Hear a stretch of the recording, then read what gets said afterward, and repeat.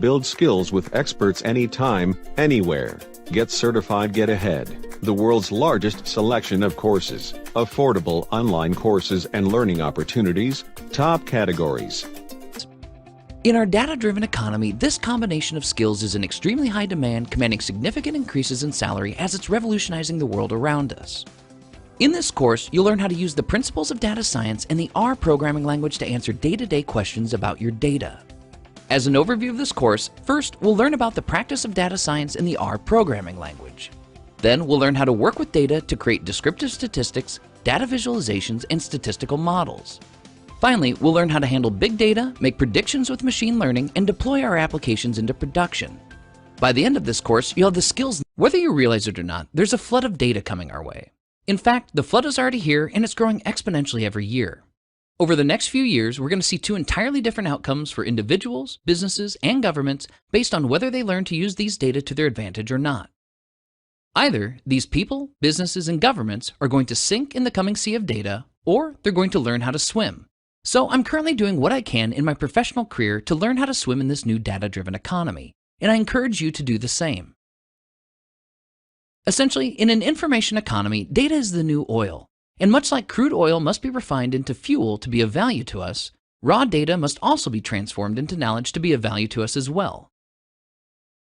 I think Google's chief economist summed the idea up very well when he said, "The ability to take data, to be able to understand it, to process it, to extract value from it, to visualize it, to communicate it. That's going to be a hugely important skill in the next decades, because now we really do have essentially free and ubiquitous data, so the complementary scarce factor is the ability to understand that data and extract value from it." And we see this same sentiment expressed by experts across various industries. In fact, I see articles like these popping up on a daily basis these days. The reality is that there's an extremely high demand for IT professionals with the ability to transform data into actionable insight. However, there are nowhere near enough people available with the proper skills and tools to meet this demand. This means that people with the right set of skills are commanding significantly higher salaries in the IT industry right now. In addition, of all the tools available for transforming data into knowledge, the programming language R is consistently one of the top most used and demanded tools. So I'm glad you've decided to join the data scientists, data analysts, and developers who have learned this valuable set of skills. In addition, I'm very happy to teach you a bit of what I know about data science with R. As an overview of this course, first we'll learn about data science, the data science process, and why it has become so important in recent years. Next, we'll learn about the R programming language, and we'll learn how to program using R. Then, we'll learn how to work with data in order to import, clean, transform, and export data. Next, we'll learn how to analyze our data numerically by creating descriptive statistics. Then, we'll learn how to analyze our data visually by creating data visualizations. Next, we'll learn how to create statistical models to make statistical inferences and predictions using our data. Then, we'll learn how to handle big data scenarios in R, that is, data sets that are too large to process via traditional means. Next, we'll learn how to train machine learning models to make predictions based on our data. Finally, we'll learn how to deploy R into production using a web-based interactive application framework called Shiny. So by the end of this course, you'll have built a web-based interactive machine learning application in R that can take input from a user and make predictions as output. The purpose of this course is to act as a high-level introduction to the most important topics in data science using R. We won't go too deep into any one specific topic. Rather, we'll just learn the most important concepts and defer a much more in-depth coverage of each specific topic to other Pluralsight courses and other sources of information. There are several courses on Pluralsight that provide much more in-depth coverage of each of the main topics we'll cover in this course. So I encourage you to use this course as a high-level guide to get you started with data science using R, and then use the more focused courses for more in-depth training on areas that you are most interested in learning more about.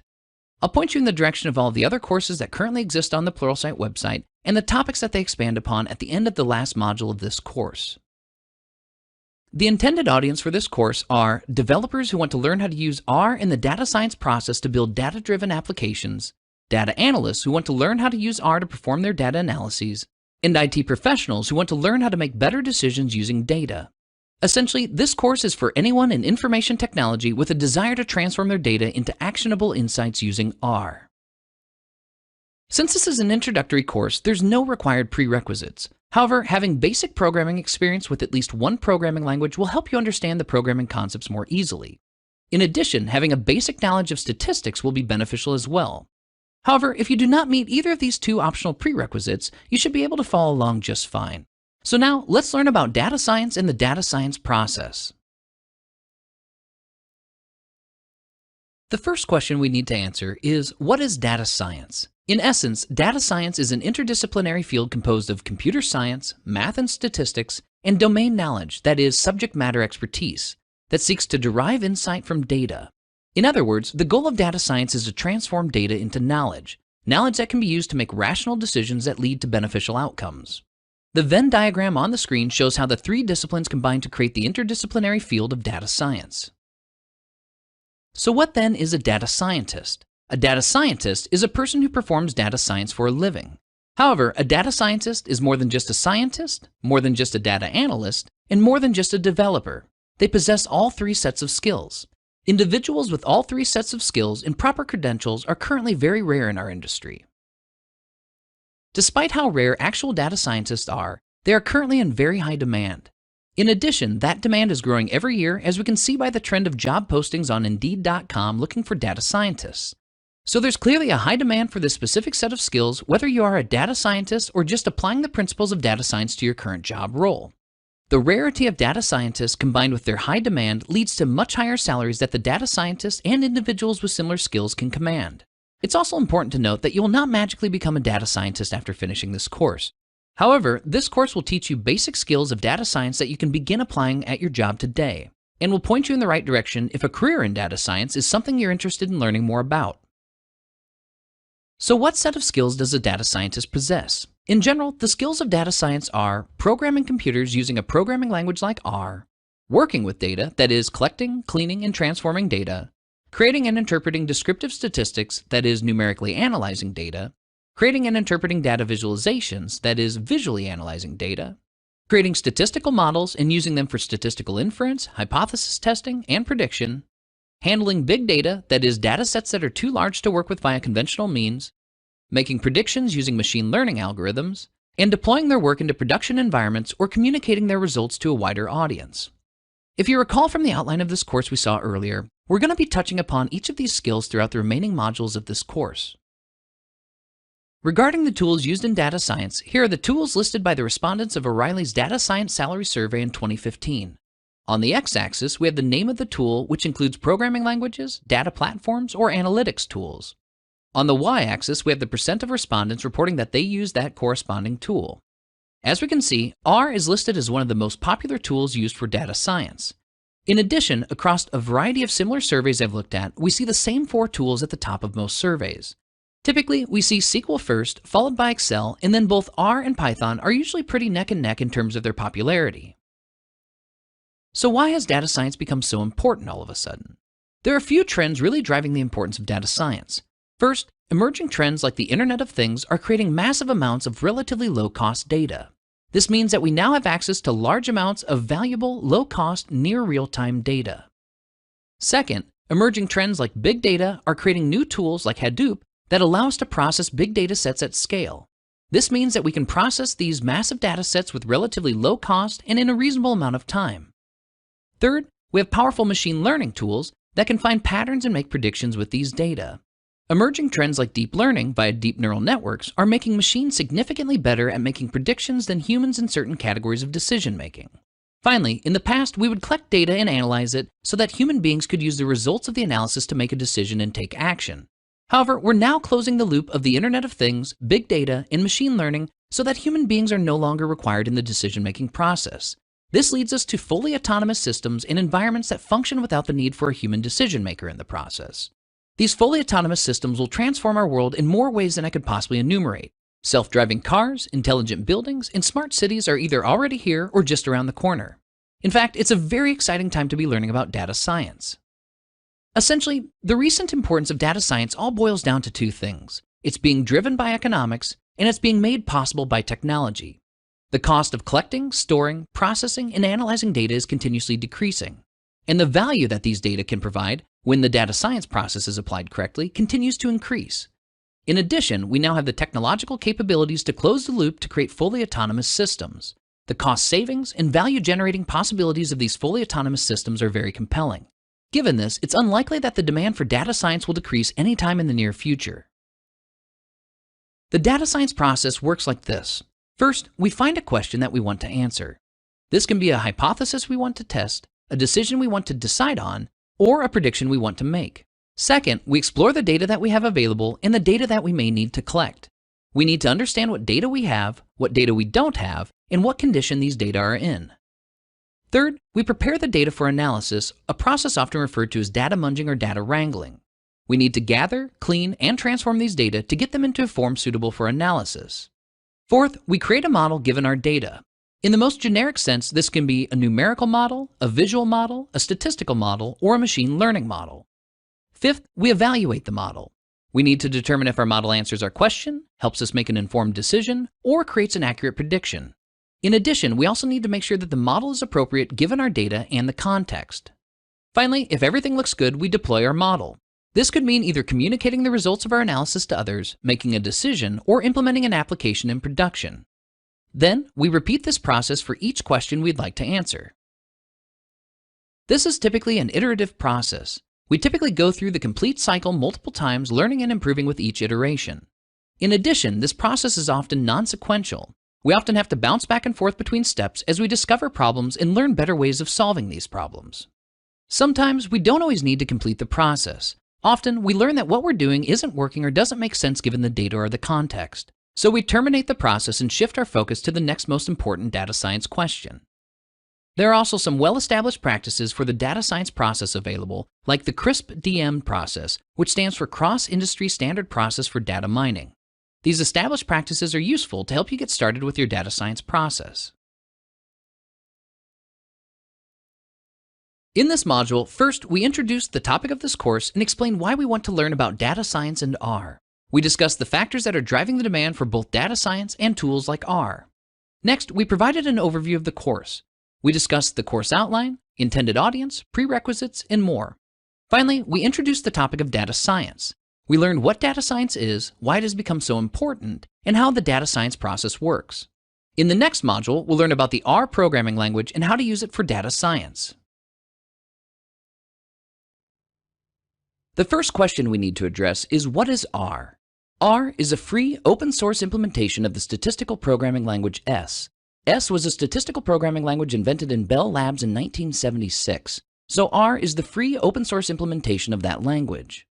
R is both a programming language and an environment within which to program. That is, we have a programming language called R and a development environment for that language, which are both referred to as R. It provides both numerical and graphical data analysis capabilities. That is, we can analyze our data statistically, or we can analyze data visually by creating data visualizations. It's also cross-platform, which means it runs on Windows, Mac, and Unix systems. In addition, R is actively under development, has a large user community, is very modular and extensible, and has over 9,000 extension packages. And best of all, R is free open source software, meaning that it's free, as in beer, meaning anyone can use the software without cost, and free, as in speech, meaning anyone can view the source code, learn from it, modify it, or redistribute it as they wish. As I mentioned earlier, R is a very popular programming language, so in order to show where it lies in terms of programming language popularity, here's a data visualization from RedMonk showing us where R lies relative to other programming languages. On the x-axis, we have programming language popularity on GitHub by number of projects. On the y-axis, we have the popularity rank on Stack Overflow by number of tags. As we can see at the upper right-hand corner, we have the very popular general-purpose programming languages, for example C#, Java, and Python. In this next cluster, we have the popular, more specialized languages, for example MATLAB, Lisp, and Erlang. And finally, down here, we have the less popular languages. Here we have R, right at the top of the more popular specialized languages. In addition, I should also note that R will most likely never be as popular as the general-purpose languages. It's specialized to work with data extremely well, but you probably won't be using it to build your next e-commerce website anytime soon. This is what R looks like. As you can see, we have both a programming language and an environment within which to program. In addition, we can see that R can do both numerical analysis and graphical analysis as well. Rather than working with the out-of-the-box R IDE for the demos in this course, we're going to be using a more powerful integrated development environment or IDE called RStudio. It still uses the R programming language, however, the IDE is much more user-friendly and makes it much easier to do code demos. We'll walk through the various windows in RStudio during the first code demo, which is coming up shortly. In addition, I think it's important that I should point out that there's now support for R in Microsoft Visual Studio using R Tools for Visual Studio, or RTVS for short. If you're a software developer that uses Visual Studio as your primary IDE, you might prefer to use R in Visual Studio instead. There are pros and cons to each of these three IDEs, however, I'll leave it up to you to try each of them out and choose which one you're most comfortable with. Before we begin our demos, we need to download and install both R and RStudio. You can download R from the R project website at www.r-project.org. Downloading and installing R on your computer is relatively easy and straightforward, so we won't cover these steps in our upcoming demo. Ultimately, I don't think you should have any difficulties getting R up and running if you follow along with the instructions included. Next, we need to download and install RStudio. You can download RStudio from the RStudio website at www.rstudio.com. Once again, the installation is easy and pretty straightforward. So we'll pause here to give you a chance to get your computer set up in the event you'd like to follow along, and then we'll see a demo of the R language basics next. For our first demo, we're going to complete a Hello World example using the R programming language inside of the native R development environment. After this demo, we'll be using RStudio going forward for the remaining demos in this course. To perform Hello World, we want to set a variable x equal to the character string Hello World and then print this variable to the console window. First, we type into the console x followed by the left arrow assignment operator, then Hello World surrounded in double quotes. When we press enter, the character string Hello World is stored in a variable named x.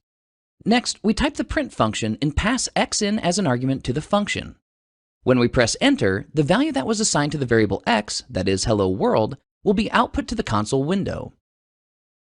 Successfully printed Hello World to the console using a variable in R. So now let's switch from the native R development environment to RStudio to make things easier for the remainder of our demos. This is the RStudio Integrated Development Environment, or IDE for short. There are four main window panes in RStudio. First, in the upper left-hand corner, we have the source pane. It contains the scripts that will be running for each of our demos. Next, in the lower left-hand corner, we have the console pane. This is where we can interactively program in R. We type commands and output appears in the console window. Then, in the upper right-hand corner, we have the environment pane. The environment pane shows us the state of all the variables that are currently in memory. Finally, in the lower left-hand corner, we have the miscellaneous pane. Here, we find tabs for navigating the file system, viewing charts and graphs, and reading the help documentation. In order to make the code demos run more smoothly, we're going to be executing scripts from the scripts pane line by line rather than typing everything by hand. We could do everything by hand like in the Hello World demo, but typing during demos is error-prone and doesn't help move the demos along any faster. It'll work like this. I'll place my cursor on the line of script I plan to execute, and I'll press Ctrl plus Enter, which will execute that line of code in the console. You'll see both the command being executed and the results of the command in the console window. To see how this will work, let's just walk through the Hello World demo again in RStudio. First, in the console, we'll set x to the character string Hello World. Next, in the environment pane, we'll see that the variable x has been assigned to the value Hello World. Then, in the console, we'll print x, which writes Hello World to the console window. Easy enough? Excellent! Now let's take a look at the basic language features in R. As we saw in the Hello World demo, we can assign a value to a variable using the left arrow assignment operator.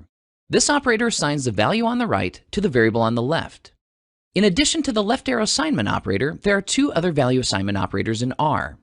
The second assignment operator is the equal sign assignment operator. For the most part, the equal sign assignment operator behaves similar to the left arrow assignment operator. However, there's a slight technical difference regarding the scope of the variable's assignment. This technical difference is a bit difficult to explain, especially if you don't have a background in programming, so we'll defer an explanation for now. As a general rule for this course, however, always use the left arrow assignment operator unless you see me using the equal sign assignment operator, which we'll do from time to time, for example, when creating columns for a data frame. There is also a third assignment operator called the right arrow assignment operator. This operator assigns the value on the left to the variable on the right. However, this operator is rarely, if ever, used, so I recommend avoiding it in general. For all of our demos in this course, we'll be using the left arrow assignment operator exclusively, except in cases where we specifically need to use the equal sign assignment operator. R has a language feature called implicit printing. Rather than having to type print x every time we want to write the value of a variable x to the console, which we refer to as explicit printing, we can implicitly print the variable instead. Implicit printing allows us to simply type the name of the variable, for example x, and when we press enter, the value of the variable is automatically printed to the console. We'll be using implicit printing for the remainder of this demo. However, we'll use explicit printing in later demos to make it more clear what is occurring during those demos. To create variables in R, we just assign a value to a variable. For example, we can create a logical, that is, a Boolean variable, and set its value to either true or false. We can create an integer variable by setting its value to an integer and using the capital letter L suffix. The L stands for long, which is programming language shorthand for long integer, which is a 32-bit integer. Integers are either positive or negative whole number values. We can create a numeric variable by setting its value to a numeric constant. Numeric variables contain decimal precision numeric values. We can create a character string by setting its value to a string of characters surrounded by double quotes. The character data type can store an arbitrary length string of characters. And we can create date and time data types in R as well. For example, to create a date representing February 3rd, 2001, we use the asDate operator and pass in a date in one of the many date-time formats recognized by R. There are a few other primitive data types as well. For example, data types for working with both dates and times together and for dealing with complex numbers. But these 5 data types are the most frequently used ones in the language. In addition, these are the only data types that we'll be using for the demos in this course. Once we have created variables, we can display the value of these variables in the console by either explicitly or implicitly printing them. For example, our logical variable prints the value true, as we'd expect, our integer variable prints a whole number, our numeric variable prints a decimal precision numeric value, our character vector prints out a string of characters, and our date data type prints out a date in the ISO 8601 International Standard Date format, that is year, month, and day separated by dashes. R is a functional programming language, so functions are first-class citizens in R. This means that we can assign functions to a variable and pass them around just like variables containing data. We create a function by using the function keyword and defining the arguments and the body of the function. For example, to create a function f with a single argument x and a body that returns x plus 1, we type f set equal to a function with the argument x and a body that returns x plus the number 1. Now, if we want to invoke that function, we simply type the name of the function f and pass in an argument for x. In this case, we passed in the value 2, so 2 plus 1 returns 3. In R, we can assign functions to named variables, or we can use anonymous functions as well. That is, we can use a function without first assigning it to a named variable. In addition to primitive data types and functions, we have more complex data structures in R as well. Data structures are containers that hold a collection of data in one of several ways. The most important of these data structures in R is a vector, which is essentially a one-dimensional array containing elements of the same data type. To create a vector, we use the concatenation function C and pass in a comma-separated list of homogeneous values, that is, values that are all of the same data type. This function combines each of the individual elements into a vector containing those elements. For example, to create a numeric vector containing the values 1, 2, and 3, we set v equal to a vector containing the values 1, 2, and 3. When we print the variable v, we see a vector containing the values 1, 2, and 3. We can also create a vector of numerically ascending or descending values using the sequence operator, which is the colon character. For example, to create a vector containing the values 1 through 5, we set a variable s equal to the values 1 through 5. When we print this variable s, we see a vector containing the numeric values 1 through 5 in ascending order. Next, we can create a matrix, which is a special case of a two-dimensional array using the matrix keyword. For example, if we want to create a 2x3 matrix containing the values 1 through 6 populated in columnar fashion, we'd set a variable m equal to a matrix containing the sequence of data 1 through 6 with 2 rows and 3 columns. When we print this variable m, we see a 2x3 matrix containing the values 1 through 6 populated in columnar fashion. We can create multidimensional arrays in R using the array keyword. Arrays can have 1, 2, or more dimensions. For example, if we want to create a 2x2x2 array, that is, a 3-dimensional array containing the values 1 through 8 populated in columnar fashion, we would set a variable a equal to an array with the data 1 through 8 and set the dimensions argument equal to a vector containing the values 2, 2, and 2. When we print the variable a, we see a 2x2x2 array containing the values 1 through 8 populated in columnar fashion. In addition to creating data structures with homogeneous data types, that is, data structures that contain values of all of the same data types like vectors, matrices, and arrays, R also contains a special data structure called a list for storing collections of heterogeneous data types, that is, a list of values of different data types. For example, to create a list of heterogeneous values in R, we would set a variable L equal to a list containing the logical value true, the integer 1, 2, 3, the numeric value 2.34, and the character string ABC. When we print the variable L, we see a list containing the values true, the integer 1, 2, 3, the numeric value 2.34, and the character string ABC. The formatting of the output of a list in the R console might look a bit messy and difficult to read. However, this formatting has to do with the way R stores the values contained in the list within memory. There's a special data type in R called a factor that stores categories of named values. This is similar to an enumeration in the C-like programming languages. Factors store a list of categorical variables by assigning each unique category, called a level, as an integer value and storing the data as a vector of integers in memory, instead of storing the entire list of categorical values. Doing so saves a significant amount of space in memory and affords significantly greater performance for many operations. For example, if we have a vector of character strings containing the named values male, female, male, male, female, we can store these values using a factor. First, we set a variable called factors equal to the factor keyword given a vector of character strings. If we print this factor, we can see that it contains 5 values male, female, male, male, female, and 2 levels, that is, female and male. If we use the levels command, we'll see a list of unique named values or levels in alphabetical order. The order in which these named values occur is the order that maps to the backing integers. For example, female maps to the integer 1 and male maps to the integer 2. If we use the unclass command, we can see the underlying integer array, that is 2, 1, 2, 2, 1, and the 2 levels, that is female and male, that compose this factor. We'll be using factors to store all of the categorical values that we'll be working with in this course. A data frame is the most important data structure for working with collections of tabular data in R. It essentially represents a table of data, that is, it has a set of columns and a set of rows. Each column can contain a different data type, but all of the data in a single column must be of the same data type. We create a data frame using the data frame keyword.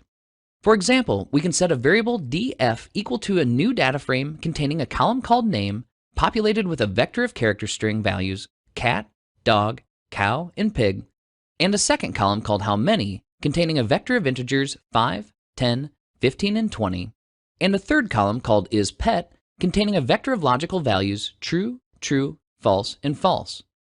When we print our data frame, we get pretty much what we'd expect, a table containing 3 columns, that is, name, how many, and isPet, and 4 rows containing their respective values. Once we have our data stored in a data frame, we can query and manipulate these data in extremely powerful ways. We can index our data frame by row and column using the index operator. For example, if we want to return the value contained in row 1 and column 2, we would type the following. As we can see, this returns the integer 5, which is the value contained in row 1 and column 2 of our data frame. In addition, we can omit the column argument, and the index operation will return the values in the first row across all columns. Or we can omit the row argument, and the indexing operation returns all values contained in the second column. We can also index by columns using the column name with the double square brackets notation. Or there's a syntactic shortcut that allows us to use the $sign followed by the name of the column. All 3 of these examples return the same values, that is, all rows in the second column. However, the last of these 3 methods is generally preferred. One of the most powerful language features for querying data in a data frame is called subsetting. Subsetting allows us to slice and dice data in very flexible ways. First, we can pass a vector of integers indicating each row we want returned from our data frame into the rows argument of the index operator, and it will return the specified rows. For example, passing in a vector containing the integers 2 and 4 will return rows 2 and 4. In addition, we can pass a sequence of integers, for example rows 2 through 4, into the rows argument, and it will return rows 2 through 4. We can also pass in a vector of logical values, for example true, false, and false, indicating which rows we want returned or not. And it will return the corresponding rows. In this case, row 1 and row 3, since the first and third elements in the vector were set to true. Although passing a vector of logical values by hand might seem like a trivial example, you can imagine how powerful this would be if the values in the vector were created programmatically, using an operation that returns true or false for each row in the database. For example, we can use the equality operator to return true or false for each row in the database matching a certain condition. As an example, we could specify that we want to return all rows where isPet is true, and we'll get the rows containing cat and dog. We can also subset using inequality operators. For example, we can query all rows where how many is greater than 10, which returns the rows containing cow and pig. We can also subset data tables using more advanced query expressions like finding all rows matching a list of values. For example, we can find all rows where the animal's name is contained in the list cat or cow, and this will return just row 1 and row 3. And I should note that indexing and subsetting operations also apply to vectors, matrices, arrays, and lists in addition to data frames. A very important thing to note about R is that it's a vectorized language. This means that all atomic data types in the language are vectors of size 1. What this means is that every time we assign a single value to a variable, we aren't actually assigning a single atomic data type to the variable like we would in most other programming languages. Instead, we're creating a vector of the specified data type and assigning the value to the first element of the vector. Now, this might seem a bit odd at first because this is very different from most programming languages you've probably worked with. However, it makes perfect sense in R because we're typically working with collections of data. For example, vectors, matrices, arrays, lists, and data frames, so working with them as collections is often more practical and efficient. For example, if we add the values 1 and 2, we get the value 3 like you would expect. However, this 3 is actually a vector containing a single element with a value of 3. In addition, most operations in R are vectorized, meaning that they take a vector as input and return a vector as a result. For example, if we were to add a vector containing the values 1, 2, and 3 to a vector containing the values 2, 4, and 6, we'd get a resulting vector containing the values 3, 6, and 9. This is because the pairwise addition of 1 and 2 is 3, 2 and 4 is 6, and 3 and 6 is 9. Another important language feature to note is named versus ordered parameters. With R, we can either pass arguments into functions using the name of the parameter, or we can pass arguments into functions by their default order. We learn the default order of parameters by looking at the help files for each command. For example, earlier we created a matrix with the data 1 through 6 with the number of rows equal to 2 and the number of columns equal to 3. However, we can also create an identical matrix passing the same values by their default order, provided that we know the correct parameter order, which is available from the help files. Now, if we check to see if the elements of these two matrices are equal, which they should be, we can see that we get a matrix back with the value true in all cells. This is because the pairwise equality of each value in each cell in both of these matrices is true. Notice that the equality operator for matrices is vectorized as well. We gave it two matrices and it returned a matrix as the result, instead of either a single true or false answer. However, if you're interested in testing if these two matrices are indeed identical, that is the scalar equivalent to the vectorized equality operation, we can see that the operation returns true as the two matrices are indeed identical. The fact that R is a vectorized language is one of the most interesting and powerful features of R. However, it is one of the most confusing aspects for both developers and non-developers new to R, as it takes a bit of time to get used to. In fact, because of this feature, it is very rare that you use for loops in the language. This is quite different than most programming languages you've probably used, where iterating over collections is a very normal part of programming. If you really want to understand the power of R for processing data, it's important to have a solid grasp on this concept. As I mentioned earlier in this module, R is very modular and extensible. It's very easy to download and install packages that contain new functionality that extends the power of the language. For example, if we would like to install an extension package called dplyr, which we'll be using for our next demo, we would just type install.packages and specify the name dplyr. When we press enter, R will go online to the CRAN repository, which stores all of the public R packages, and download and install dplyr on our machine. Once a package has been installed, to use it in our code, we simply type library and specify the package we want to load in memory. Now we have access to all of the commands and features found in the dplyr package. If you need help with any of the commands in R, just type question mark and the name of the command that you need help with. This will pop up the online documentation for that command in the help pane in the lower right-hand corner. From there, you can learn all about the commands, their arguments, return values, and more. Other than what we've seen in this demo so far, R contains most language features you'd expect from other C-like programming languages. For example, control structures like if-then-else statements, for loops, while loops, and switches, mathematical, relational, and logical operators, and string manipulation functions with regular expressions. The R language has evolved quite a bit over the years, and there are many more language features available than we have time for in this brief overview. When we're working with data prior to performing a data analysis, there are typically 4 main steps we perform in R. These 4 steps are often necessary to transform our raw data into a form suitable for analysis. First, we need to import our raw data from one or more data sources into R. Next, we need to inspect and then clean our raw data so that we can work with it effectively and produce reliable results. Then, we need to transform our clean data into a form suitable for the analysis we intend to perform. Finally, we often need to export our data into a different format so that it can be shared with others. You'll often hear these steps referred to as data munging, data wrangling, data cleaning, data cleansing, or ETL, that is, extract, transform, and load, depending upon the context and the specific user community. All 4 steps may not always be necessary, but in general, we'll typically use some combination of these 4 steps.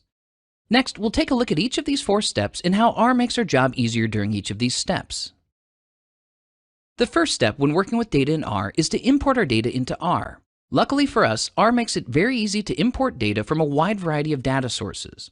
We can load data from file-based data sources such as comma-separated values, tab-delimited values, and Excel files, web-based data sources, for example XML, HTML, and JSON data, databases, for example SQL Server, Oracle, and MySQL, and statistical data files like SAS, SPSS, and Stata files. And there's many more. In fact, there are literally hundreds of data sources that R supports using downloadable extension packages. In addition, R is very flexible in the way that it can load data, which allows it to handle a wide variety of data scenarios.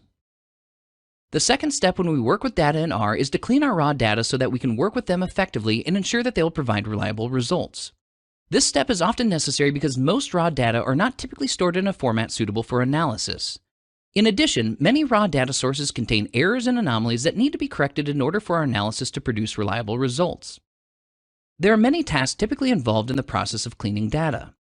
Some of these tasks include reshaping data so that we have a table of data with each variable stored as a column and one observation per row, renaming columns so that we have accurate and human-readable column names, converting data types from one data type to another, that is, converting between logical values, integers, numerics, character strings, dates, times, and factors, ensuring that all data types are properly encoded, for example, converting the letters M and F to the categories male and female, respectively, ensuring all data are internally consistent by converting to the same unit of measure, the same numeric scale, and using the same internal format for numbers, dates, and times, handling both errors in our data and correcting outliers, for example, values that were incorrectly typed into a computer by hand or were the result of a sensor misreading, and handling missing values either by omitting the entire row or imputing a suitable replacement value.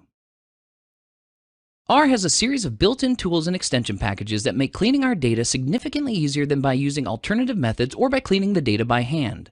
We have a wide variety of built-in functions in the base packages in R, that is, the packages that are part of the initial R installation. These functions include functionality for handling many of the data cleaning tasks that we just discussed and more. In addition, we have several extension packages, that is, packages that are not part of the base installation that must be downloaded and installed, designed to help with more specific data cleaning tasks. For example, we have extension packages like tidyr, which is focused specifically on tidying data, that is, reshaping data from a variety of non-standard formats to a standard tabular data format referred to as tidy data. That is, we have all variables on the columns in one row for each observation. Reshape2, which offers the same functionality as tidyr, but provides more functionality for reshaping and aggregating data at the expense of a more complex syntax than tidyr. Stringer, which provides a simple and consistent set of commands for character string manipulation, Lubridate, which provides a simple and consistent set of commands to work with dates, and Validate, which allows you to create a set of reusable domain rules to check if your data adhere to those expected rules. The third step when we're working with data is typically to transform the data into a form suitable for analysis. This typically involves several steps, including selecting the columns that we want to include in our analysis, filtering the rows that we want to include in our analysis, grouping data together based on one or more columns and aggregating the results within each group, ordering the rows of our data by one or more columns, which we refer to as sorting or arranging, and merging one or more tables of data together. There are several other tasks that we might perform during the data transformation process. However, these are the most common tasks. In addition, there's a lot of overlap between the data cleaning and data transformation steps. In fact, many people simply group these into a single task. What's most important is that you end up with data that is both clean and transformed into a format suitable for analysis. There are several built-in functions and extension packages available in R to help us transform our data. For example, the base R installation contains functions for selecting columns, filtering rows, grouping rows, and sorting rows as well. We saw a few of these functions during our previous demo on subsetting data frames. Plier provides tools for splitting, applying, and combining data within R. dplyr is the next iteration of Plier designed to provide a consistent grammar for data manipulation using data frames, data tables, and databases. It has several improvements over its predecessor Plier. Data table provides similar functionality to both Plier and dplyr, but has a syntax similar to the subsetting syntax we saw in our previous demo on subsetting data frames. And the SQLDF package allows us to execute queries using SQL, that is structured query language, on data contained within our data frames. It's useful to know all 5 of these methods for transforming data in R. However, we'll be focusing specifically on dplyr during our upcoming demo since it's both very powerful and yet easy to understand. The fourth and final step when working with our data is often to export our cleaned and transformed data into a new data repository. We don't always have to perform this step, for example if we move right into analyzing the data after we've imported, cleaned, and transformed the data. However, many times we want to share our cleaned and transformed data so that others can analyze these data. Once again, luckily for us, R makes exporting data extremely easy by providing us with support for a wide variety of data repositories. We again have support for file-based data formats like CSV, tab, and Excel files, web-based formats like HTML, XML, and JSON, databases, for example SQL Server, Oracle, and MySQL, statistical data files, for example SAS, SPSS, and Stata files, and many more. Before we transition into our demo, let's take a quick look at dplyr and what it can do to help us with our data transformation process. dplyr is a popular extension package for R that is designed to provide a consistent grammar for data manipulation. It was designed to work with data frames, data tables, and with supported databases. It's very similar to SQL, that is structured query language, in terms of both its function and purpose. dplyr is composed of a set of verbs that allow us to manipulate data within a single table or across multiple tables. The single table verbs in dplyr include, but are not limited to, select, which selects a subset of columns from our table, that is, it creates a projection, filter, which selects a subset of rows from our table, that is, it filters the data based on a set of criteria, mutate, which creates a new column by transforming data in existing columns into a new form, summarize, which allows us to summarize or aggregate a set of rows that are grouped together using a common value, and arrange, which reorders the rows in a table based on one or more columns and an order within which to sort them. The multi-table verbs, which operate on 2 or more tables, include operations you'd expect like joins, union, intersection, and set difference. However, we're just going to focus on the single table verbs during our upcoming demo. Unfortunately, preparing your data for analysis is often the most difficult and most time-consuming step in the data science process. In fact, most data scientists, data analysts, and consultants, myself included, report spending about 80% of our time on average on this step alone. The unfortunate reality is that while data science seems like a glamorous job, most data scientists spend most of their time doing data janitor work just to get their data prepared for analysis. So my recommendation to everyone is to record all steps using a script so that you can reapply the steps whenever they are needed. Because it is inevitable that you'll be on step 50 of a complex data analysis and realize that you've made a mistake back in step 5. You don't want to have to go back and reapply every step by hand. You just want to make the change at step 5 and rerun the script instead. In addition, once you've performed a data analysis, you'll likely be asked to perform it again a year later with the latest data. If you have your data transformation steps recorded as a script, you can just point it at the new data and rerun the script. So now, let's see how to transform our new data in R using dplyr. For the next few demos in this course, we'll be using a very popular dataset in R called the Motor Trend Cars dataset. This dataset was collected from cars contained in Motor Trend magazine in 1974. These data contain a series of measures from 32 cars released between 1973 and 1974. However, for our demo, we're just going to be using a subset of these measures to keep things simple. Our dataset will contain 4 columns, which are referred to as variables in this context. Name, which is the make and model of the car. Transmission type, which is a categorical variable containing manual for a manual transmission and automatic for an automatic transmission. Cylinders, which is an integer representing the number of cylinders contained in the car's engine. For example, a V6 engine would be represented as the integer 6. And fuel economy, which is a numeric data type which represents the rate at which the car consumes fuel measured in US miles per gallon of fuel. The dataset contains 32 rows, 1 row for each car contained in the dataset. During this demo, first we're going to import our data from a tab-delimited flat file.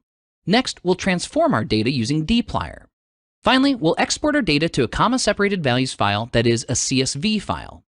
Cleaning data can often be a long and complex process, so I've chosen to omit this step for our demo to keep things moving along and interesting.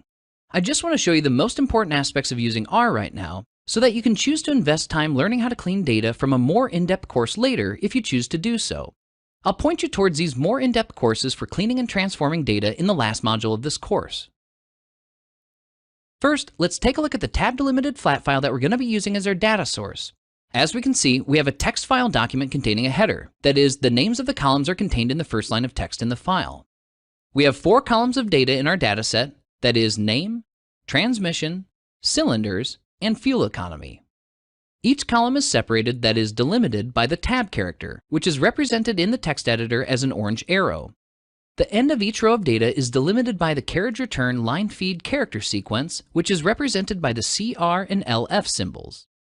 The file contains 32 lines of text for each of the 32 rows of data, plus 1 extra line for the header. In addition, text data is denoted by using the double quote character on both sides of the textual data. This type of file is pretty standard for exchanging data in the IT industry. So now let's switch over to R to begin working with these data. To begin working with file-based data, first we need to set our working directory to the directory on our computer that contains our data files.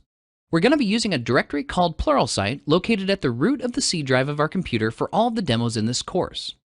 We set the working directory using the setwd function, and we pass in the path to our directory into the function as an argument. For example, in our case, we'll pass in c:/Pluralsight as our working directory. Please note that in R, we typically use the / character as our path separator character even when we're using a Windows-based system. This is because the / character is used to indicate a character escape sequence, so using the / is simpler and easier to read. Next, we need to import the data into R. As we mentioned earlier, there are a wide variety of ways to load data into R. We're going to be loading a tab-delimited data file, so we'll use the read.table function, set the file name parameter to cars.txt, which is the name of the tab-delimited data file, set our header parameter to true, indicating that our first row contains the column names for our data set, set the separator parameter to the tab character, which is represented by the character escape sequence \t. This tells R that the columns of data are separated by the tab character. And set the quote character, that is, the text delimiter, to the double quote character using the character escape sequence \double quote. This tells R that anything contained inside of a pair of double quote characters should be interpreted as text, including special characters like the tab character. We'll then assign the data that we've loaded into a data frame called cars. Now, let's take a quick peek at these data that we've loaded. We'll do this using the head function, which displays just the first 6 rows of data. As we can see, we have 4 columns, that is name, transmission, cylinders, and fuel economy. In addition, we can see the first 6 rows of our data. To begin transforming our data, we need to load the dplyr package. We already downloaded and installed this package during our previous demo, so we don't need to do that again. In addition, going forward in these demos, I'm going to skip the download and install steps and move right into loading packages into memory. This will help keep things moving along more quickly. We do, however, still need to load the dplyr package into memory. We'll do this using the library function and pass in dplyr as an argument. Now we have access to all of the functions and features of the dplyr package. We're going to transform our data step by step, performing one transformation step and then inspecting the results of each step to see the results of our transformation. To transform our data, we're going to select just 3 columns that we want to work with, that is, transmission, cylinders, and fuel economy. We'll do this using the select function in dplyr. Set our data parameter to our cars data frame, and please note that with dplyr, our data parameter is actually .data rather than just data, which was done intentionally to avoid name collision. Then we'll specify the 3 columns that we want to keep from the 4 columns available in our data frame. We separate each column name using a comma, and we'll assign the results of this transformation to a variable called temp for temporary. Now, let's see what the results of this transformation look like using the head function on our temporary variable. As we can see, our results contain only the 3 columns we specified, that is, transmission, cylinders, and fuel economy. Next, we'll filter our data to include only cars with automatic transmissions. We'll do this using the filter function, set our data parameter to our new temporary data frame, and we'll add a filter predicate specifying to include only records where transmission is equal to automatic. And please note that we could have used one of many types of predicate functions, including inequality operators and more complex matching expressions. Now let's take a look at the results of our filter transformation. As we can see, we now have only rows where transmission type is set to automatic. Next, we'll convert our fuel economy values from US miles per gallon of fuel to the metric equivalent fuel consumption in kilometers per liter. We'll do this using the mutate function, set our data parameter to our temporary data frame variable, set our mutation expression to consumption set equal to fuel economy times 0.425. This tells dplyr that consumption will be the name of the new column we are creating, using the existing fuel economy column and multiplying each value by 0.425, which is the conversion factor from miles per gallon to kilometers per liter. In addition, please note that the phrase fuel consumption is the metric equivalent name for what is referred to as fuel economy in the US, hence the new column name. Now, let's inspect the results of this transformation. As we can see, we now have a fourth column called consumption that contains the metric equivalent of each fuel economy value. Next, we'll group our rows of data by the number of engine cylinders that each car contains. We'll do this using the group by function, set the data to our temp variable, and set group by to our cylinders variable. Now let's inspect the results. As we can see, our results have changed from our familiar format to something that looks slightly different. This is because the group by function returns a grouped data frame rather than a regular data frame as its result. The printed output of our group data frame tells us that the data source is a data frame with 6 rows of data being displayed, which is the default for the head function, and 4 columns of data. It also tells us that the number of groups in the result is 3, that is, we have 4, 6, and 8 cylinder engines. In addition, it also tells us the data type of each column under the column name, that is, factor for transmission, integer for cylinders, double, which is an alternative name for a numeric variable for fuel economy, and double for consumption. Now that we have our data grouped, we can summarize the values contained in each group. We do this using the summarize function, set our data parameter to our temp variable, and set our summarization expression to average consumption set equal to the arithmetic mean of consumption. This tells dplyr to create a column in our results called average consumption, which will contain the average consumption for each group of cars by the number of engine cylinders they contain. Now let's take a look at the results of our transformation. As we can see, we have a new data structure called a tibble, which contains 3 rows and 2 columns. A tibble is a modern take on a data frame that contains all of the best features of a data frame, but eliminates some unnecessary features. This tibble contains 2 columns, that is cylinders, which is an integer, and average consumption, which is a double, that is a numeric value. The 3 rows, of which there is 1 for each number of cylinders, contain the average fuel consumption in liters per kilometer for all cars in each group based on the number of cylinders they possess. Next, we'll arrange the order of the rows so that we sort our rows by average fuel consumption in descending order. That is, we want the most fuel-efficient vehicles on the top and the least efficient on the bottom. We'll do this using the arrange function. Set our data parameter to our temporary variable, and set our sort expression to average consumption in descending order. Now let's take a look at the results of this transformation. As we can see, we have our tibble of data sorted by average consumption in descending order. However, since our data was already in this order merely by coincidence, we didn't really see any changes from our previous results. Finally, we'll convert our tibble back into a data frame. We'll do this using the asDataFrame function, passing in our temporary variable as an argument. Then, we'll assign the result to a new variable called efficiency. Now, let's inspect the results of this final transformation. As we can see, we've converted our transformed data contained in a tibble back into a data frame. So far in this demo, I've shown you how to use dplyr in a step-by-step manner, calling out each step and each parameter involved in each step. While this made the initial demonstration more clear and straightforward, it is, however, both inefficient and not as easy to read when creating production code. dplyr is a grammar for data manipulation, and as such, we can write our data manipulation code in a much more succinct way by using what is referred to as fluent notation using piping, also known as method chaining. The pipe operator in dplyr is the % right angle brace % character sequence. We can pipe each of our dplyr functions together line by line to create a much more readable chain of commands. To demonstrate how this works, we'll execute the exact same set of commands that we used previously. However, this time we'll chain the commands together using the pipe operator instead.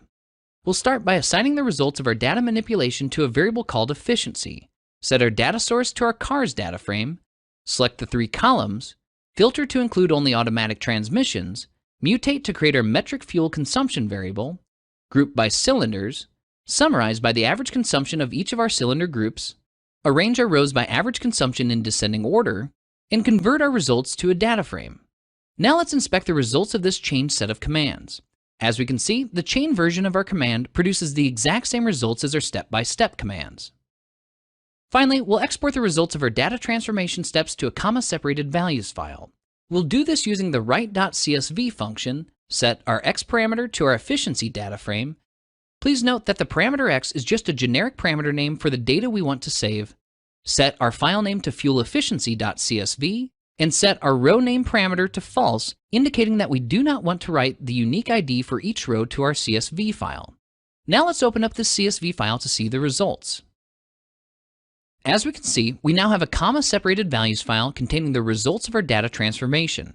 The file contains a header row specifying the names of our two columns, that is, cylinders and average consumption. Each field of data is separated using a comma, and each of our rows is delimited using the carriage return line feed character sequence.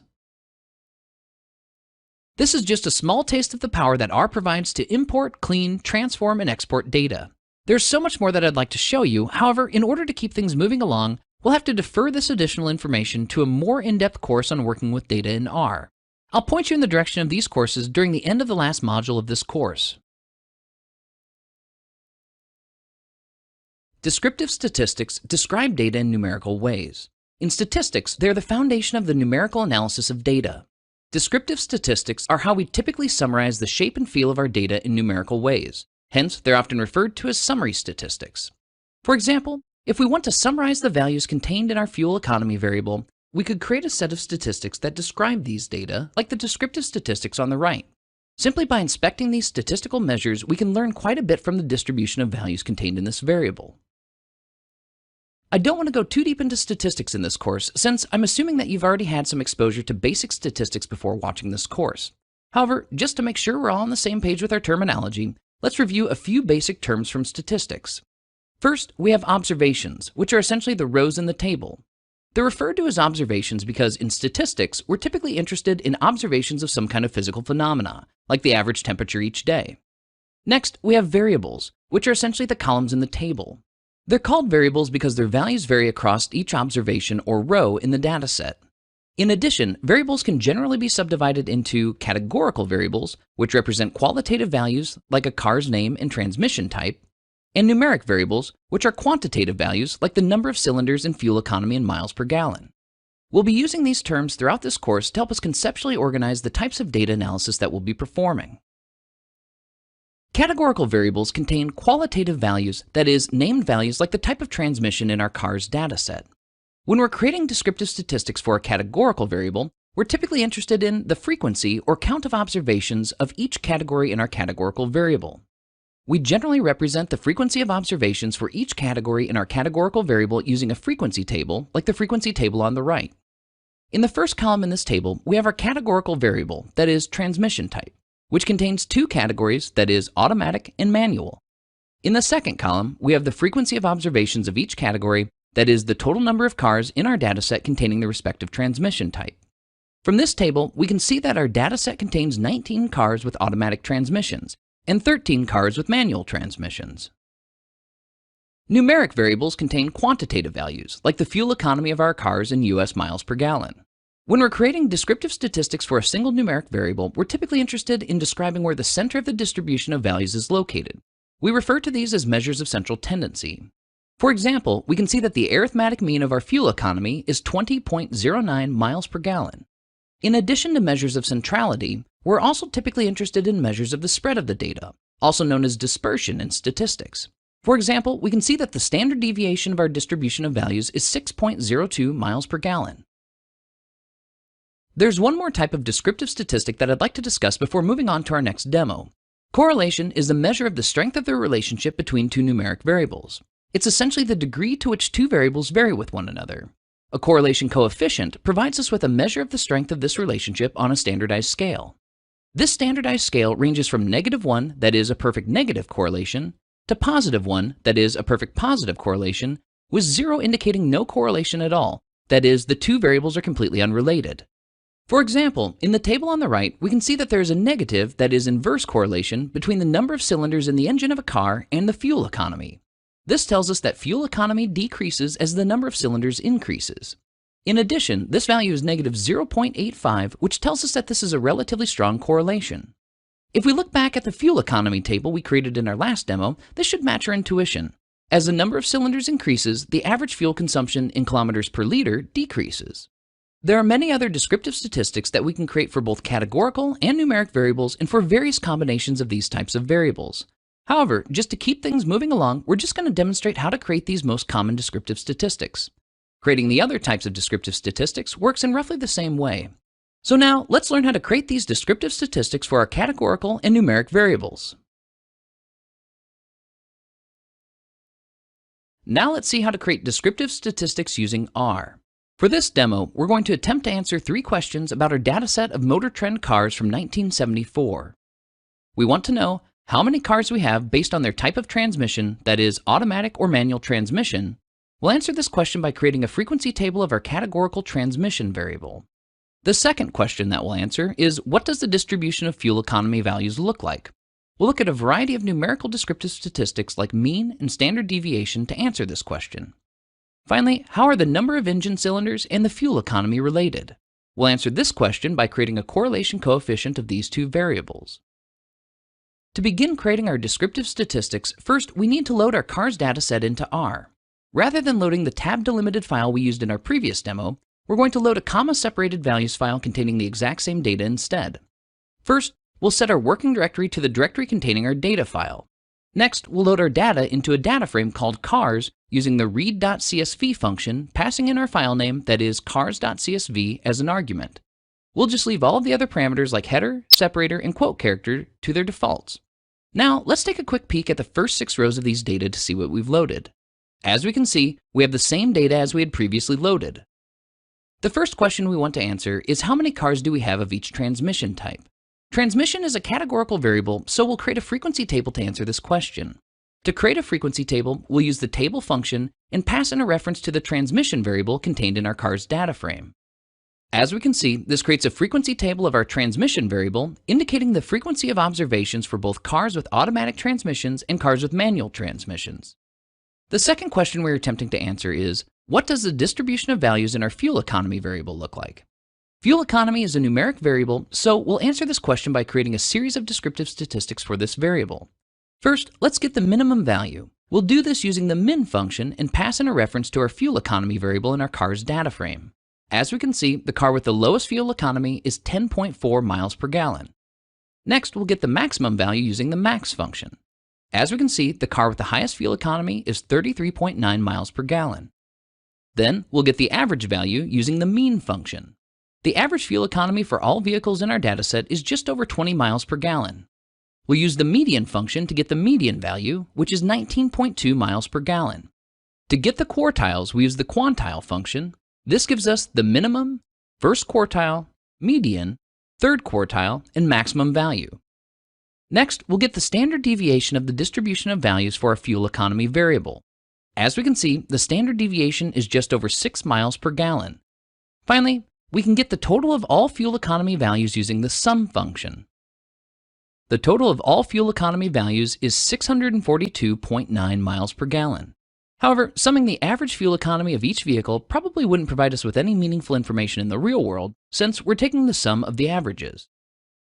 Our third question is, how do cylinders and fuel economy relate to one another? Both cylinders and fuel economy are numeric variables, so we can create a correlation coefficient to see how they are related to one another. To do so, we use the correlation function, set the x parameter to our cylinders variable, and set the y parameter to our fuel economy variable. As we can see, the correlation coefficient for these 2 variables is negative 0.85, which is a relatively strong inverse correlation. In the event you'd like to summarize an entire table of values, we can use the summarize function and pass in a data frame as an argument. When we summarize a table, it provides us with a summary of each variable based on the type of variable in each column. For categorical variables like transmission, it returns a frequency table for the variable. For numeric variables, it returns the 5-number summary statistics plus the mean. 5-number summary statistics include the minimum, first quartile, median, third quartile, and maximum. R has the most extensive collection of commands for creating descriptive statistics that I've seen so far in a programming language. There are so many more statistical concepts that we could look at that we could fill an entire course on this topic alone. However, this should cover the most important summary statistics you'll be using on a day-to-day basis, and I'll point you in the direction of where to go to learn more about descriptive statistics with R at the end of the last module of this course. Data visualization is the representation of data via visual means. We do this because the human brain is exceptionally good at visual pattern recognition. So the idea is to map the properties of the data to visual characteristics like location, size, shape, and color. R has very powerful tools to help you quickly create a variety of data visualizations for your data. There are three main plotting systems in R: the base graphic system, lattice, and ggplot2. We'll take a closer look at each of these plotting systems next. The first plotting system is called the base graphic system. This is the graphic system that is built into R and provides basic data visualization capabilities. This is an extremely flexible system that allows you to build your plots through a series of high-level plotting functions mixed with low-level graphics functions as well. For example, we can create a chart using the high-level plot function and then make modifications to the defaults by specifying additional parameters or by calling low-level graphics functions. The second plotting system is called lattice. It's based on trellis graphics, which was originally developed for the statistical programming languages S and S+, which were two predecessors of R. It's designed to make it very easy to create multivariate data visualizations, that is, data visualizations involving many variables. In addition, it's formula-based, so we define our data visualization in terms of a formula. It works very well for basic plotting, but it's also flexible enough to handle most non-standard needs as well. Lattice is available as a free, open-source, downloadable extension package. The third plotting system is called ggplot2. ggplot2 is based on the Grammar of Graphics, a thesis on statistical graphics written by Leland Wilkinson in 1999. It attempts to simplify the creation of data visualizations by using a high-level language to represent the various aspects of data visualizations. With ggplot2, we work with higher-level abstractions like layers, geomes, aesthetics, scales, and more. In addition, we can build up our data visualizations by composing or chaining various functions together. ggplot2 is also available as a free, downloadable extension package for R. Each of these three plotting systems has various pros and cons. In addition, it might be difficult or impossible to create a specific data visualization in one or more of these plotting systems. So I recommend you learn about each of them and their unique strengths and weaknesses. However, to keep things moving along, we're just going to look at ggplot2 during our upcoming demo since it's currently the most popular of these three plotting systems. With the three plotting systems in R, it's possible to create just about any standard data visualization. We can create frequency bar charts to visualize a single categorical variable. We can create data visualizations like histograms and density plots to visualize a single numeric variable, scatter plots to visualize two numeric variables, and more advanced data visualizations for two variables like 3D density plots. R includes a wide variety of standard data visualizations for all combinations of one or two categorical or numeric variables. In addition, we can create faceted data visualizations to visualize three or more variables at the same time, or we can create a scatterplot matrix to view the relationship between many variables all at once. Beyond this, we can create data visualizations for other types of data like spatial data, that is, data that are located on the surface of the Earth, hierarchical data, that is, data organized in a tree-like structure, network data, that is, the relationships between entities in our data set, and textual data, that is, data that are contained in a body of text.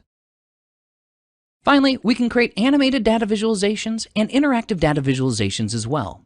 As you can see, R has very powerful and flexible data visualization capabilities. In fact, there's so much that you can do with R that it would take multiple courses just to cover all of these topics. However, for our upcoming demo, we're just going to keep things simple and stick to a few standard data visualizations. Then, I'll point you towards additional courses on data visualization with R at the end of the last module of this course. For our data visualization demo, we're going to attempt to answer 3 questions about our data set of cars. These are the same questions we answered in the previous demo. However, we'll answer these questions using data visualizations instead of descriptive statistics. Once again, we want to know how many cars we have based on the type of transmission, that is, whether we have an automatic or manual transmission. We'll answer this question by creating a frequency bar graph of our categorical transmission variable. Next, what does the distribution of fuel economy values look like? We'll create a histogram and a density plot to answer this question. Finally, how does the number of engine cylinders and the fuel economy of a car relate to one another? We'll answer this question by creating a scatter plot of these two variables. We'll begin our data visualization demo again by loading our car's data into memory. First, we'll set our working directory. Then, we'll read in our CSV data into a data frame called cars. Next, we'll create our data visualizations using ggplot2. We need to download, install, and load ggplot2 into memory first. I've already downloaded and installed ggplot2 in the same way we saw at the end of the first demo, so we're just going to load it into memory now. The first question we're attempting to answer in this demo is how many cars we have of each transmission type. The transmission variable is a categorical variable, so we'll create a frequency bar chart to answer this question. A frequency bar chart is the visual equivalent of a frequency table. To create a frequency bar chart using ggplot2, we use the ggplot function, set the data parameter to our cars data frame, set the aesthetics of the chart, with the x-axis set to the transmission variable contained in our cars data frame. The aesthetics tell ggplot2 how to map the properties of the data to visual characteristics like location, size, and color. Then we add a bar geom. A geom, which is short for geometry, tells ggplot2 what type of chart to create. Using a bar geom tells ggplot2 to create a bar chart. Then we add a main chart title, add an x-axis label, and add a y-axis label. As we can see, this creates a frequency bar chart with the transmission type on the x-axis and the frequency of observations for each type of transmission on the y-axis. The second question we're attempting to answer is, what does the distribution of fuel economy look like? Fuel economy is a numeric variable, so either a histogram or a density plot would be a good way to answer this question.